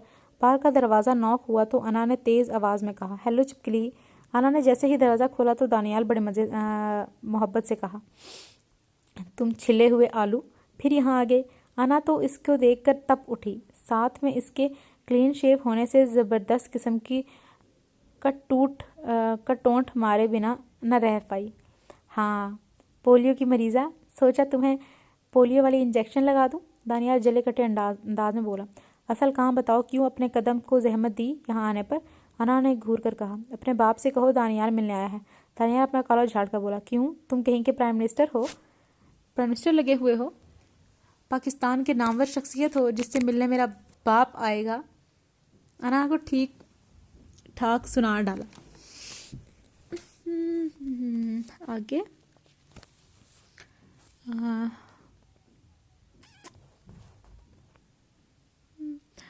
पता है क्या मेरा दिल क्या चाहता है? दानियाल उसको देखकर बोला। तो तुम्हें पता है मेरा दिल क्या चाहता है? अना को खा जाने वाली नज़रों से उसको देखकर बोली। मेरा दिल चाहता है तुम्हारी ये कैंची की तरह चलती जुबान को कैंची से काट कर कुत्तों के आगे डाल दूं। दानियाल ने दांत पीस कर कहा। और मेरा दिल चाहता है मैं तुम्हारा धरती से नामो निशान तक मिटा दूं, ताकि ज़मीन से थोड़ा बोझ तो कम हो। अना उसकी आंखों में आंखें डालकर बोली। तुम खुद को समझती क्या हो? दानियाल उसकी तरफ कदम बढ़ाता बोला। जो मैं हूँ। अना अपने कदम पीछे लेती उससे बोली। हो गया तुम एक चूंटी? दानियाल ने जैसे उसका मजाक उड़ाया था। चूंटी मच्छरों से अच्छी होती है। मच्छरदानी? अना ने शैतानी नज़रों से उसको देख कर कहा। देखो अना, मेरे मुंह मत लगा करो। दानियाल उसको उंगली दिखाता वार्न करने लगा। तुम्हारे मुंह लगती है मेरी जूती। बूथा देखा है अपना? अना ने सर झटक कर कहा। हाँ देखा है, पर लगता है तुमने नहीं देखा। दानियाल दुबदुब बोला। ये तुम मेरे घर आकर मेरी बेटी को क्या क्या बातें सुनाते हो? बल्किस बेगम लॉन में आई तो दोनों को लड़ता देख तो दानियाल ने बोली। अस्सलाम वालेकुम। दानियाल सीधा खड़ा होता सलाम करेगा। वालेकुम अस्सलाम। यहाँ आने की जहमत क्यों की? बल्किस बेगम मुंह के जाविये बिगाड़ कर बोली। अना ने उसकी ज़बान दिखाई तो दानियाल ने आंखें दिखाई। अंकल से मिलने आया हूँ, डैड का काम था। दानियाल ने बताया। वो घर पर नहीं है, बिजी इंसान है, अगली बार अपॉइंटमेंट लेटर लेकर आना। मिलने यहाँ नहीं, उनके ऑफिस में आना। जवाब इस बार अना ने दिया, जिस पर दानियाल दांत किचकिचाकर रह गया। मिनाहिल लाइब्रेरी आई तो उसकी नज़र किताबों में सर दिए अरीश पर पड़ी तो उसको देखकर मिनाहिल के चेहरे पर नागवारी के तासुरात नुमाया हुए। फिर कुछ सोचकर वो इसके पास वाली चेयर पर बैठ गई। अस्सलाम वालेकुम। अरीश को अपने सामने वाली चेयर पर किसी की मौजूदगी का एहसास हुआ तो सलाम किया। वालेकुम सलाम। यहाँ क्या कर रहे हो? घर नहीं जाना क्या? आज तो चाहत भी नहीं आई थी यूनी, और अब तो 4 बज रहे हैं। मिनाहिल उसकी तनकीदी नज़रों से घूर के बोली। आप यहाँ क्या कर रही हैं? आपने घर नहीं जाना? अब तो आपका दोस्त टोनी भी नहीं आया। ज़ख्मी जो है, वक्त भी बहुत हो गया है, 4 बजने वाले हैं। हरीश अपनी ऐनक ठीक करते उसके सवाल उसको लौटाए तो मिनाहिल के माथे पर बल हुए। तुम्हारा मसला क्या है? इतना रूड बिहेव क्यों हो गया है तुम्हारा? मिनाहिल ने थोड़ा गुस्से से बोली। उस दिन आप अपनी दोस्त से क्या बोल रही थी? हरीश एक चाबी का गुड्डा है जिसको आप अपनी मर्जी से चलाना चाहती हैं। एक फ्रेंड होने के नाते मैंने आपकी मदद क्या कर दी? आपने मुझे जाने क्या समझ लिया? हरीश अपनी जगह से उठता बोला तो मिनाहिल की रंगत पल भर में सुर्ख हुई थी। तुमसे किसने कहा ये सब? मिनाहिल नज़र चुरा कर बोली। किसी के बताने की ज़रूरत नहीं, आंखों से देखा है और कानों से सुना है। हरीश संजीदगी से कहता अपनी किताबें वहाँ से उठकर चला गया। उफ़ अल्लाह, इसको कैसे पता चला? अब मुझे असाइनमेंट्स कौन बना कर देगा? मिनाहिल को बस अपनी फ़िक्र लगी थी। तुम्हारे रिश्तेदार के यहाँ शादी कब है? अना ने वीडियो कॉल पर चाहत से पूछा। अभी है वक्त, तुम बताओ मेरे साथ चलोगी ना कराची? चाहत ने बताने के बाद पूछा। यार सच कहूँ तो मेरा बड़ा दिल है, मगर अम्मी और डैड से भी तो पूछना है पड़ेगा ना। वो तो ऐसे ही तो मुझे कहीं भी जाने नहीं दे सकते ना। अना ने बताया। ये बात तो है, पर कितना अच्छा होता अगर तुम और मिनाहिल भी साथ होती। चाहत ने हसरत हुए बोला। पर ऐसा नहीं है ना। अना ने मायूसी से कहा। अच्छा कोई नहीं, ये बताओ शॉपिंग पे तो चल रही हो ना? चाहत ने पुरजोश आवाज़ में कहा। बिल्कुल, अना ने फ़ौरन से कहा। अरीश अपने कमरे की बालकनी के पास खड़ा उस दिन को याद कर रहा था जब वो यूनिवर्सिटी में दानियाल को तलाश करते कैफ़े पर पहुंचा था। क्या हुआ, इतने गुस्से में क्यों हो तुम? अरीश ने दानियाल को लाल भपूरा चेहरा देखा तो अपनी ऐनक ठीक करते इससे पूछने लगा। क्या तुम्हें मिनाहिल से मोहब्बत है? दानियाल ने संजीदगी से इस्तफसार किया। ये कैसा सवाल है? अरीश को हैरत हुई। जो पूछा है अरीश, उसका जवाब दो। क्या तुम्हें उस मगरूर अनापरत घमंडी लड़की से मोहब्बत है या नहीं? दानियाल ने अपनी बात पर जोर दिया। Of course not. We are just friends, Arish ने बहुत संजीदगी से जवाब दिया तो दानियाल के तासुरात कुछ ढीले हुए।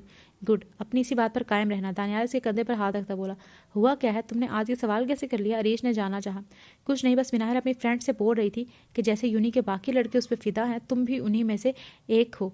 जाने क्या समझती है खुद को, एक शक्ल क्या अच्छी मिल गई, सबको अपने पाँव के नोक पर रखना चाहती है। इससे अच्छी तो वो अना है, चाहे जैसी भी है। इसमें गरूर तो नहीं किसी बात का, बस नाम की अना है, वरना अना नहीं इसमें। दानियाल नखुवत से बोलता अनजाने में अना की तारीफ कर गया था, जिसका एहसास इसको खुद भी नहीं हुआ था। वो ऐसे नहीं कह सकती। अरीश अपनी ऐनक ठीक करता इसकी बात से इनकारी हुआ। मुझे पता था तुम मेरी बात का यकीन नहीं करोगे, तभी वीडियो है मेरे पास, कहो सेंड करूं? दानियाल ने तंज कहा। वीडियो सेंड करो? अरीश की बात पर दानियाल अपनी जेब से मोबाइल निकालने लगा। You hurt me badly. अरीश हाल की दुनिया में वापस आता अपने फ़ोन में मिनाहल की तस्वीर देखता है इसको मुखातिब हुआ। अस्सलाम वालेकुम। चाहत ने ड्राइंग हॉल में बैठे बुराक को सलाम किया, जो संजीदगी से लैपटॉप की स्क्रीन को देख रहा था। वालेकुम सलाम, आ गई तुम? बुराक लैपटॉप साइड पर करता इसको देखकर बोला। ज़ाहिर है आ गई हूँ, तभी तो आपको नज़र आ रही हूँ। ना आप भी ना हर वक्त मजाक के मूड में रहते हैं। चाहत आराम से सोफे पर बैठती बुराक से बोली तो वो महज हमेशा की तरह इसको घूर सका। तुम्हारा हर वक्त फजूल बोलना लाजमी होता है? बुराक ने दांत पीस कर कहा। मैंने कब फजूल बोला? इनफैक्ट मैं तो आई ही अब हूँ। चाहत मसनूई हैरानगी की हद पार किए बोली। किताबें खोलो अपनी। बुराक सर झटक कर बोला। ये लें, एक एक लफ्ज़ दुरुस्त लिखा है। चाहत इसकी जानिब अपना रजिस्टर बढ़ाती फखरिया अंदाज में बोली, ऐसा तो मेरे ख्वाब में भी ना हो। बुराक रजिस्टर खोलता इससे बोला तो चाहत का मुंह बन गया। ये तुमने लिखा है? बुराक इसका रजिस्टर चेक करता पूछने लगा। इसको जाने क्यों यकीन नहीं आ रहा था। ऑफकोर्स, चाहत ने फखरिया लहजे में बताया। ये वाकई तुमने लिखा है? बुराक के लहजे में हैरत साफ आया थी। इसको यकीन नहीं आ रहा था कि चाहत ने इतनी आसानी से सारे प्रॉब्लम हल किए थे। इसको कहीं से ढूंढने से भी कमी पेशी नज़र नहीं आ रही थी। पड़ोसन की हाजरा ने लिख कर दिए हैं। चाहत ने उसकी दूसरी बार पूछने पर बड़ी संजीदगी से कहा, जवाब दिया। बको मत, बुराक ने डपटा। आप अपने सवाल पर भी तो गौर करें ना। ऑफ कोर्स, ये मैंने ही अपने पर्सनल माइंड से सोच कर अपने पर्सनल हाथों से लिखा है। चाहत ने चेहरे के जाविये बिगाड़ कर कहा। तुम कहती हो तो मान लेता हूँ। मैं एक अलग कुछ देता हूँ, वो तुम यहाँ सॉल्व करोगी। बुराक की बात पर चाहत की सिट्टी गुम हुई। एक क्या, मैं तो 2 भी लिख दूँ, मतलब सॉल्व कर लूँ? चाहत ने चवल मारी। ठीक है, 3 देता हूँ। बुराक उसके रजिस्टर पर कुछ लिखता सुकून से बोल कर चाहत को बेसुकून कर गया। आपको पता है मैंने चाय बनानी सीखी है? चाहत बुराक को देख कर अपना हाथ बैग में डालकर बोली। मुझे नहीं था पता। बुराक ने जवाब दिया। मैं बहुत अच्छी चाय बनाती हूँ, आप पियेंगे? चाहत ने पुरजोश लहजे में बताया। साथ में बड़ी चालाकी से अपने बैग से मोबाइल लेकर दुपट्टे की आड़ में छुपाया। पहले जो काम दिया है वो करो। बुराक इतना कहता दोबारा से अपने लैपटॉप खोल कर बैठ गया। वो कौन सा मुश्किल काम है? मेरे बाएं का हाथ का खेल है। मैं किचन में से चाय भी बनाऊंगी और फिर से आपके मेरे रजिस्टर में प्रॉब्लम डाली है, उनको सॉल्व भी करूंगी। चाहत ने अपने बात पर जोर दिया। अच्छा जाओ। बुराक ने जान छुड़ाई। शुक्रिया। चाहत जल्दी से कहती रजिस्टर हाथ में पकड़ती किचन की तरफ भागी। मुश्किल क्या है अब इस दुनिया में? हाँ, मुश्किल क्या है अब इस दुनिया में? हाय अल्लाह, गूगल का है ज़माना। हाय अल्लाह, गूगल का है ज़माना। किचन में आती चाहत अपनी नज़रों के सामने सेलफोन करती गोल गोल घूमकर अपनी ईजाद किया गया गाना गाने लगी। साथ में इसकी उंगली मोबाइल कुछ सर्च करने में बिजी थी। चाहत अफंदी का दिमाग है शैतानी। हाँ, चाहत अफंदी का दिमाग है शैतानी। कोई क्यों करता है इससे चालाकी? हाँ, कोई क्यों करता है इससे चालाकी? चाहत गाना गाती साथ में रजिस्टर खोलकर अपने सामने करे लगी। एक नज़र वो किचन के दरवाजे पर भी डाल देती। टू टू टू टन टन, टू टू टू टन टन। हाय अल्लाह, यूट्यूब गूगल का है ज़माना। चाहत को अपना मतलूबा जवाब मिल गया तो वो जल्दी से इसको रजिस्टर पर उतारते खुशी से नारा लगाने लगी। इस बीच वो अपना गाने का फ़र्ज़ भी खूब अंजाम दे रही थी, साथ में इसमें लिरिक्स भी दे रही थी। अब जल्दी से चाय बनाती हूँ, चाहत पुरजोश आवाज़ में कहती। जैसे ही पलटी तो सामने सीने दरवाज़ा फोड़ के बुराक सर नज़र इसको घूर रहा था। बुराक को अपने सामने देखकर चाहत का हलक तक खुश हो गया। इसका आज पहली बार बुराक से खौफ और डर महसूस हुआ था, क्योंकि बुराक की नज़रों में इसके लिए गुस्सा और नफरत सिर्फ साफ आया थी। आप मैं चाय बनाने वाली थी कि अल्लाह की कॉल आ गई। चाहत ने अटकते अटकते अपनी बात मुकम्मल की। कितना झूठ बोलोगी चाहत, और कितना मेरी नज़रों में गिरोगी? बुराक सर नज़रों में इसको देखता स्पॉट लहजे में बोला। ऐसा ना। शट अप चाहत। चाहत अपने मोबाइल की जानिब इशारा करती वजाहत करने लगी। जब बुराक इसके हाथ में मोबाइल छीनता ज़ोर से फर्श पर पटकता तो चाहत डर के कुछ कदम दूर हुई। क्या हो रहा है यहाँ? सुलेहा बेगम किचन में आई ताज्जुब से इन दोनों को देखती पूछने लगी। सुलेहा बेगम को देखकर चाहत की जान में जैसे जान आई। वो फ़ौरन से उनके पास जाने वाली थी जब बुराक ने इसका बाजू सख्ती से दबोचा। छोड़ें। चाहत अपना बाजू इसी गिरफ्त से आज़ाद करवाने की जद्दोजहद करती बोली। इसकी आंखों में नमी चमकी थी। बुराक को इतनी बेहिसी पे। बुराक ये क्या बदतमीज़ी है, छोड़ो चाहत का बाजू। सुलेहा बेगम सख्त लहजे में बुराक से बोलती तो बुराक ने एक झटका देकर इसको छोड़ा जिससे वो गिरते गिरते बची। बुराक। सुलेहा बेगम चाहत को अपने साथ लगाते गुस्से से इसको देखने लगी। आप पीछे मत बोल आए। अम्मी, ये लड़की खुद को समझती क्या है, हर बार मुझे बेवकूफ़ बनाएगी और मैं बन जाऊंगा। आखिर ये खुद को इतनी तोप चीज़ और मुझे पागल समझती क्यों है। बुराक धाड़ा। सॉरी। चाहत का पूरा वजूद हौले हौले कांप रहा था। इसने कभी सोचा भी नहीं था बुराक इस कदर इस पर गुस्सा हो सकता है। हो क्या गया है तुम्हें, ऐसा भी क्या कर दिया इस बच्ची ने जो तुम इस कदर इसको खौफजदा कर दिया है जो ये कांप रही है। सुलेहा बेगम चाहत को लरजता महसूस करती इससे पूछने लगी। इसको कहें यहाँ से दफ़ा हो जाए और आइंदा अपनी ये मनहूस शक्ल मुझे न दिखाए। जहर लगती है ये मुझे। बुराक खा जाने वाली नज़रों से सुलेहा बेगम के पीछे छुपती चाहत को देखकर बोला। आप होंगे मनहूस। मैं इतना लेटेस्ट मोबाइल तक तोड़ दिया जिसका जुम्मा 8 दिन नहीं हुए थे, फिर भी मैं तो नहीं कर रही इतना गुस्सा, फिर ये क्यों कर रहे हैं। चाहत सूं करते अपने आंसू साफ करते बोली तो बुराक के माथे पर शिकनों के जाल बिछ गए। चाहत बेटे ऐसे नहीं बोलते, बुराक बड़ा है तुमसे। सुलेहा बेगम ने बुराक के सुर्ख होते रंग देखती तो इसने इसको समझाया जिसको अपनी पेचीदा सूरत हाल में भी अपने मोबाइल का गम खाया था। आपको नहीं पता चची, डैड ने कितनी मिनटों के बाद मोबाइल लेकर दिया था और आपके बेटे ने तोड़ दिया। चाहत अपने दुपट्टे से आंसू साफ करते बोली। मुझे गुस्सा मत दिला। बुराक हाथों की मुट्ठियां बेचकर इससे कहा। आपको गुस्सा कब नहीं आता, कोई नई बात करें। मेरा मोबाइल 2.5 लाख का था, डैड ने कहा था इस बार लेकर दे दिया है, अगर मोबाइल को कुछ हुआ तो अगली बार 18,000 का भी नहीं लेकर दूंगा। अपनी डिटाई पे ध्यान दो। अब मेरा क्या होगा। मोबाइल में मेरी तस्वीरें भी थी। चाहत को अपना नया गम याद आया तो जोर से रोने लगी। चाहत क्यों बच्चों की तरह रो रही हो। सुलेहा बेगम परेशानी से इसको बोली जिसने रो रो कर अपना हाल बेहाल कर दिया। तुम दफ़ा क्यों नहीं हो जाती। बुराक दंदनाता इसके पास आकर सुलेहा बेगम से अलहदा किया। क़यामत के दिन आपको गिरबान मेरे हाथों में होगा। मैं फरिश्तों के सामने अपने पैसे मांगूंगी, इसलिए मुझे अभी मेरे 2.5 लाख दे।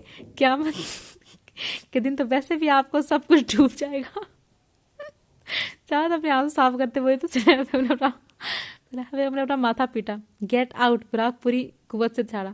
आहिस्ता अगर गला खराब हो गया फिर आपने मुझे ही जलील करना है। चाहत इतना कहती किचन से बाहर निकल गई। इसके जाने के बाद बुराक गहरा सांस लेता खुद को पुरसुकून करने लगा।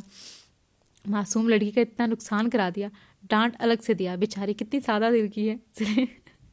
सुलेहा बेगम अफसोस मेरे लहजे में बोली तो बुराक की आंखें बंद किए खड़ा था।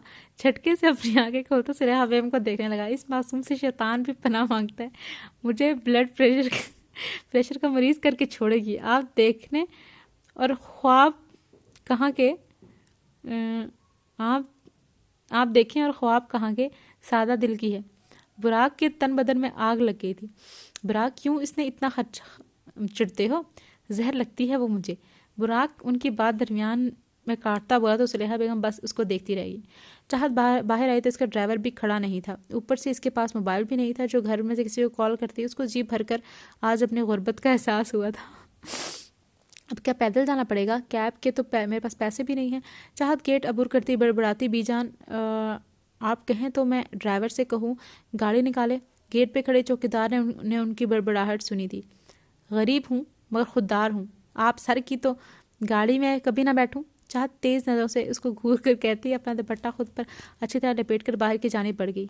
हाय, वैसे आज अपना आप मासूम बेबस हीरोइन की तरह लग रहा है जो ऐसे ही सड़क पर चलती है किसी लिफ्ट की तलाश में और हीरो की गाड़ी से टकरा जाती है। मगर हाय रे किस्मत, मेरा हीरो तो सुकून से अपने घर में बैठा होगा और मेरे इस दिल को ऐसी की तैसी जो गलत जगह पे बड़े ज़ोर से लगा है। चाहत रोड की इस साइड पे चलती मुसलसल बड़बड़ाने में मसरूफ़ थी। तभी इसको एहसास भी नहीं हुआ कि कोई मुसलसल इसको आवाज़ दे रहा है। चाहत इस बार कोई गाड़ी इसके साथ आहिस्ता तक चलती रही तो चाहत ने चौंक कर इसी जाने देखा जहाँ अरीश हाथ हिलाता इसको अंदर आने का कह रहा था। अरीश तुम यहाँ। चाहत खिड़की के पास झुकती इससे इस्तफसार हुई। तुम रोई हो और यहाँ अकेले पैदल कहाँ जा रही हो, तुम्हारी गाड़ी कहाँ है। अरीश उसका सवाल नज़रअंदाज करता सा गौर से इसका चेहरा देख कर बोला, क्या तुम मुझे घर तक छोड़ दोगे। सच्ची, फिर सब बताऊंगी। चाहत ने पूछा। हाँ क्यों नहीं, तुम आओ। हरीश ने कहा तो चाहत शुक्र का सांस अदा करती फ्रंट सीट की जानिब बैठी। अभी बताओ क्या बात है, अरीश उसके बैठते ही पूछने लगा। मैं बुराक के यहाँ गई थी, 4 बजे जाती हूँ, 6 बजे वापस आती हूँ, अपने घर जाती हूँ। मुझे लगता था ड्राइवर यही मेरा इंतज़ार में होगा, मगर वो नहीं था। फिर उसकी कॉल करने का सोचा तो याद आया बुराक ने बड़ी बेरहमी से उसको तोड़ा। फिर ख्याल आया रिक्शा या कैब करती हूँ। फिर दूसरा ख्याल आया कि मेरे पास तो पैसे भी नहीं हैं। चाहत ने बड़े अफसोस से अपनी गम इससे बयान किया। तुम्हारे कज़न ने तुम्हारा सेलफोन क्यों तोड़ा? तुमने तो 1 माह पहले लिया था ना? रीच ड्राइंग करता इससे पूछने लगा। वही तो, मेरा नया फ़ोन था, 2.5 लाख का था। चाहत की आंखें फिर से नम होने लगी। क्यों तोड़ा? अरीश ने अपना सवाल दोबारा पीट किया। तुम्हें याद है उस दिन मैंने तुम्हें कॉल की थी स्टडी के मुताबिक पूछने के लिए? चाहत ने उसकी जानिब रुख किया। याद है, अरीश ने जवाब दिया। उनको कहा ये मैंने लिखा है, जो सच में भी मैंने लिखा था तो वो अलग बात है, बताया तुमने था, पर उसको यकीन नहीं आया। फिर से लिखने का बोला। मैं क्या करती, मुझे आता तो नहीं था ना, तुम्हें पता तो है मैथ्स मेरे सर से गुजरती है। मैं किसी बहाने से किचन में गई और गूगल यूट्यूब से चेक किया, मगर वो ड्राइंग रूम में बैठा किसी भटकी हुई आत्मा की तरह पता नहीं कैसे किचन में आ गया। और फिर चिरागों में रोशनी ना रही। चाहत पहले पुरजोश आवाज़ में बताती, फिर मध्यम आवाज़ में बोली, ये तो कोई बात नहीं, तुम बस ये कह दी। पहले तुम्हें आया था तो मैं फ्रेंड की हेल्प ली, इसलिए आसानी से हो गया। अब नहीं हो रहा, बात ख़त्म। फिर वो तुम्हें समझाता। हरीश सारी बात जानने के बाद अपनी ऐनक ठीक किए इससे पूछा। वो समझाता नहीं, बस जलील करता। चाहत हंकारा भर कर बोली। फिर भी तुम्हें उससे मोहब्बत है? अरीश सर झटक कर बोला। तुम्हें भी तो है मिनाहल से मोहब्बत? चाहत ने उसकी बात पर मुस्कुरा कर बोली। ऐसा कुछ नहीं है। अरीश ने सहूलत से मानने से इनकार किया। चाहत अफंदी का अंदाज़ा कभी गलत नहीं हो सकता। चाहत ने बाल झटके। अम्मी अम्मी, लाइट क्यों चली गई? अना अपना असाइनमेंट बना रही थी जब अचानक से लाइट चली गई थी। तभी वो अपने मोबाइल फ़ोन की टॉर्च ऑन करती बिल्किस बेगम से बोली, जो किचन में खड़ी मोमबत्तियाँ जला रही थी। बेटा मुझे बता कर नहीं गई, अगर बताती तो मैं, कितनी फ़नी नावल है, अगर बताती तो तुम्हारे इल्म में भी डालती। बिल्किस बेगम ने संजीदगी से जवाब दिया। अम्मी यार मजाक मत करें, मेरे दिमाग का फ्यूज़ पहले ही उठ चुका है। इतनी मुश्किल से असाइनमेंट बनाया था, लाइट चली गई, लैपटॉप बंद हो गया, मैंने फ़ाइल सेव भी नहीं की थी। अना ने अपना रोना डाल दिया। पड़ोस से दानियाल से कहो तुम्हारा दिमाग के फ्यूज़ का पता नहीं, मगर लगता है हमारी बिजली का फ्यूज़ ज़रूर उठ चुका है, क्योंकि आसपास के घरों में बिजली है। बिल्किस बेगम ने मसरूफ़ अंदाज में कहा। उस मच्छरदानी से क्या कहूँ? अना ने मुंह के जाविये बिगाड़े। यही कि लाइट चेक करे, उसको पता होगा। तुम्हारा बाप तो वैसे भी शहर से बाहर है, इस वक्त एक वो है जो मदद कर सकता है। बिल्किस बेगम ने कहा। मैं उससे हरगिज़ मदद नहीं मांगूंगी। अना ने मुँह चढ़ाया। मर्जी है, बैठी रहो फिर। बिल्किस बेगम को तो कोई फ़र्क नहीं पड़ा। क्या मतलब बैठी रहूँ? मुझे अपना लैपटॉप चार्ज करना है, ज़रूरी असाइनमेंट बनाना है, ऐसे में कैसे बैठी रहूँ? अना पाँव पटक कर बोली। फिर जाओ पड़ोस में मेरा दिमाग ख़राब मत करो, क्योंकि अगर मेरे दिमाग का फ्यूज़ उड़ गया तो तुम्हारी सेहत के लिए अच्छा नहीं होगा। बिल्किस बेगम ने अब की बार वार्न किया था। क्या दिन आ गए हैं, दे मुझे एक मोमबत्ती ताकि जाऊँ, कोई रोशनी तो हो। अना ने एक मोमबत्ती इनसे लेनी चाहिए, जो बिल्किस बेगम ने फ़ौरन से इसकी पहुँच से दूर की। बेटा जी, हमारे घर की लाइट बंद है, पूरे मुल्क की नहीं।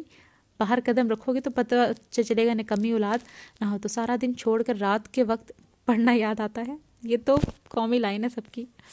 बिल्किस बेगम ने ठीक ठाक इसको सुना डाली। कायद आज़म भी तो देर रात तक पढ़ता था, अगर मैंने पढ़ लिया तो कौन सी बड़ी बात होगी। लोग फ़ख्र से बताते हैं कि कायद आज़म देर रात तक पढ़ता था। एक आप हैं जिनको ये बात नागवार लग रही है। सच कहूँ तो कभी कभी मुझे आप सौतेली माँ लगती हैं। अना बोलने पे आई तो बोलती चलेगी। तो मैं कायद आज़म का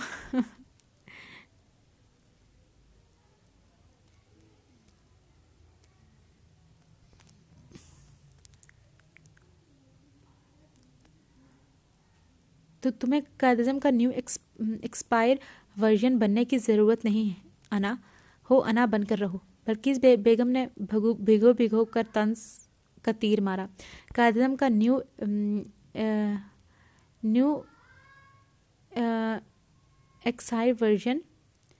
एक्सपायर वर्जन। अना का तो मुँह हैरत से मुँह खुला का खुला रह गया। जी दुरुस्त फरमाया, वो हमारे मुल्क का बानी, सारा दिन मेहनत करता था। तुम्हारी तरह ये नहीं कि सारा दिन मटर गश्ती करो फिर रात के वक्त किताबें खोलकर बैठ जाओ। बिल्किस बेगम सर झटक कर कहती किचन से बाहर चली गई। उनके जाने के बाद अना भी बेजार शक्ल में घर से बाहर गई। दानियाल के घर के पास रुकती उसने बेल पर हाथ रखकर उसको बजाया। 5 मिनट गुजरने के बाद भी कोई नहीं आया तो अना ने दोबारा अपना हाथ बेल पर रखा और हटाना भूल गई।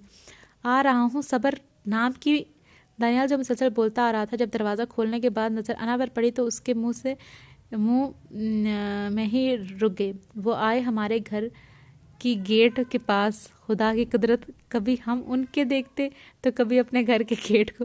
दानियाल दरवाजे से टिकाए खड़ा होता शेर की टांगें तोड़ मड़ोड़ कर बोया, अगर तुम्हारा हो गया हो तो मैं कुछ अर्ज करूं? अना ने दांत पीसते इससे कहा, क्योंकि फिलवक्त उसको दानियाल से मदद दरकार थी। तभी अदब के दायरे में रहना बेहतर था। इरशाद इरशाद। दानियाल अपना हाथ मुंह के पास करता सर फलाई टाटर प्याज वाले फिर आ गए। अब इसको वॉइस बंद करना पड़ेगा। चलो जी, यहाँ पे मैं जो है अब यहाँ पे मैं इसी जो है सेकंड एपिसोड ख़त्म करती हूँ। See you in next episode and till then खुदा हाफिज़। और अपना बहुत ज़्यादा ख्याल रखिएगा, मुझे दुआ में याद रखिएगा। अल्लाह हाफिज़।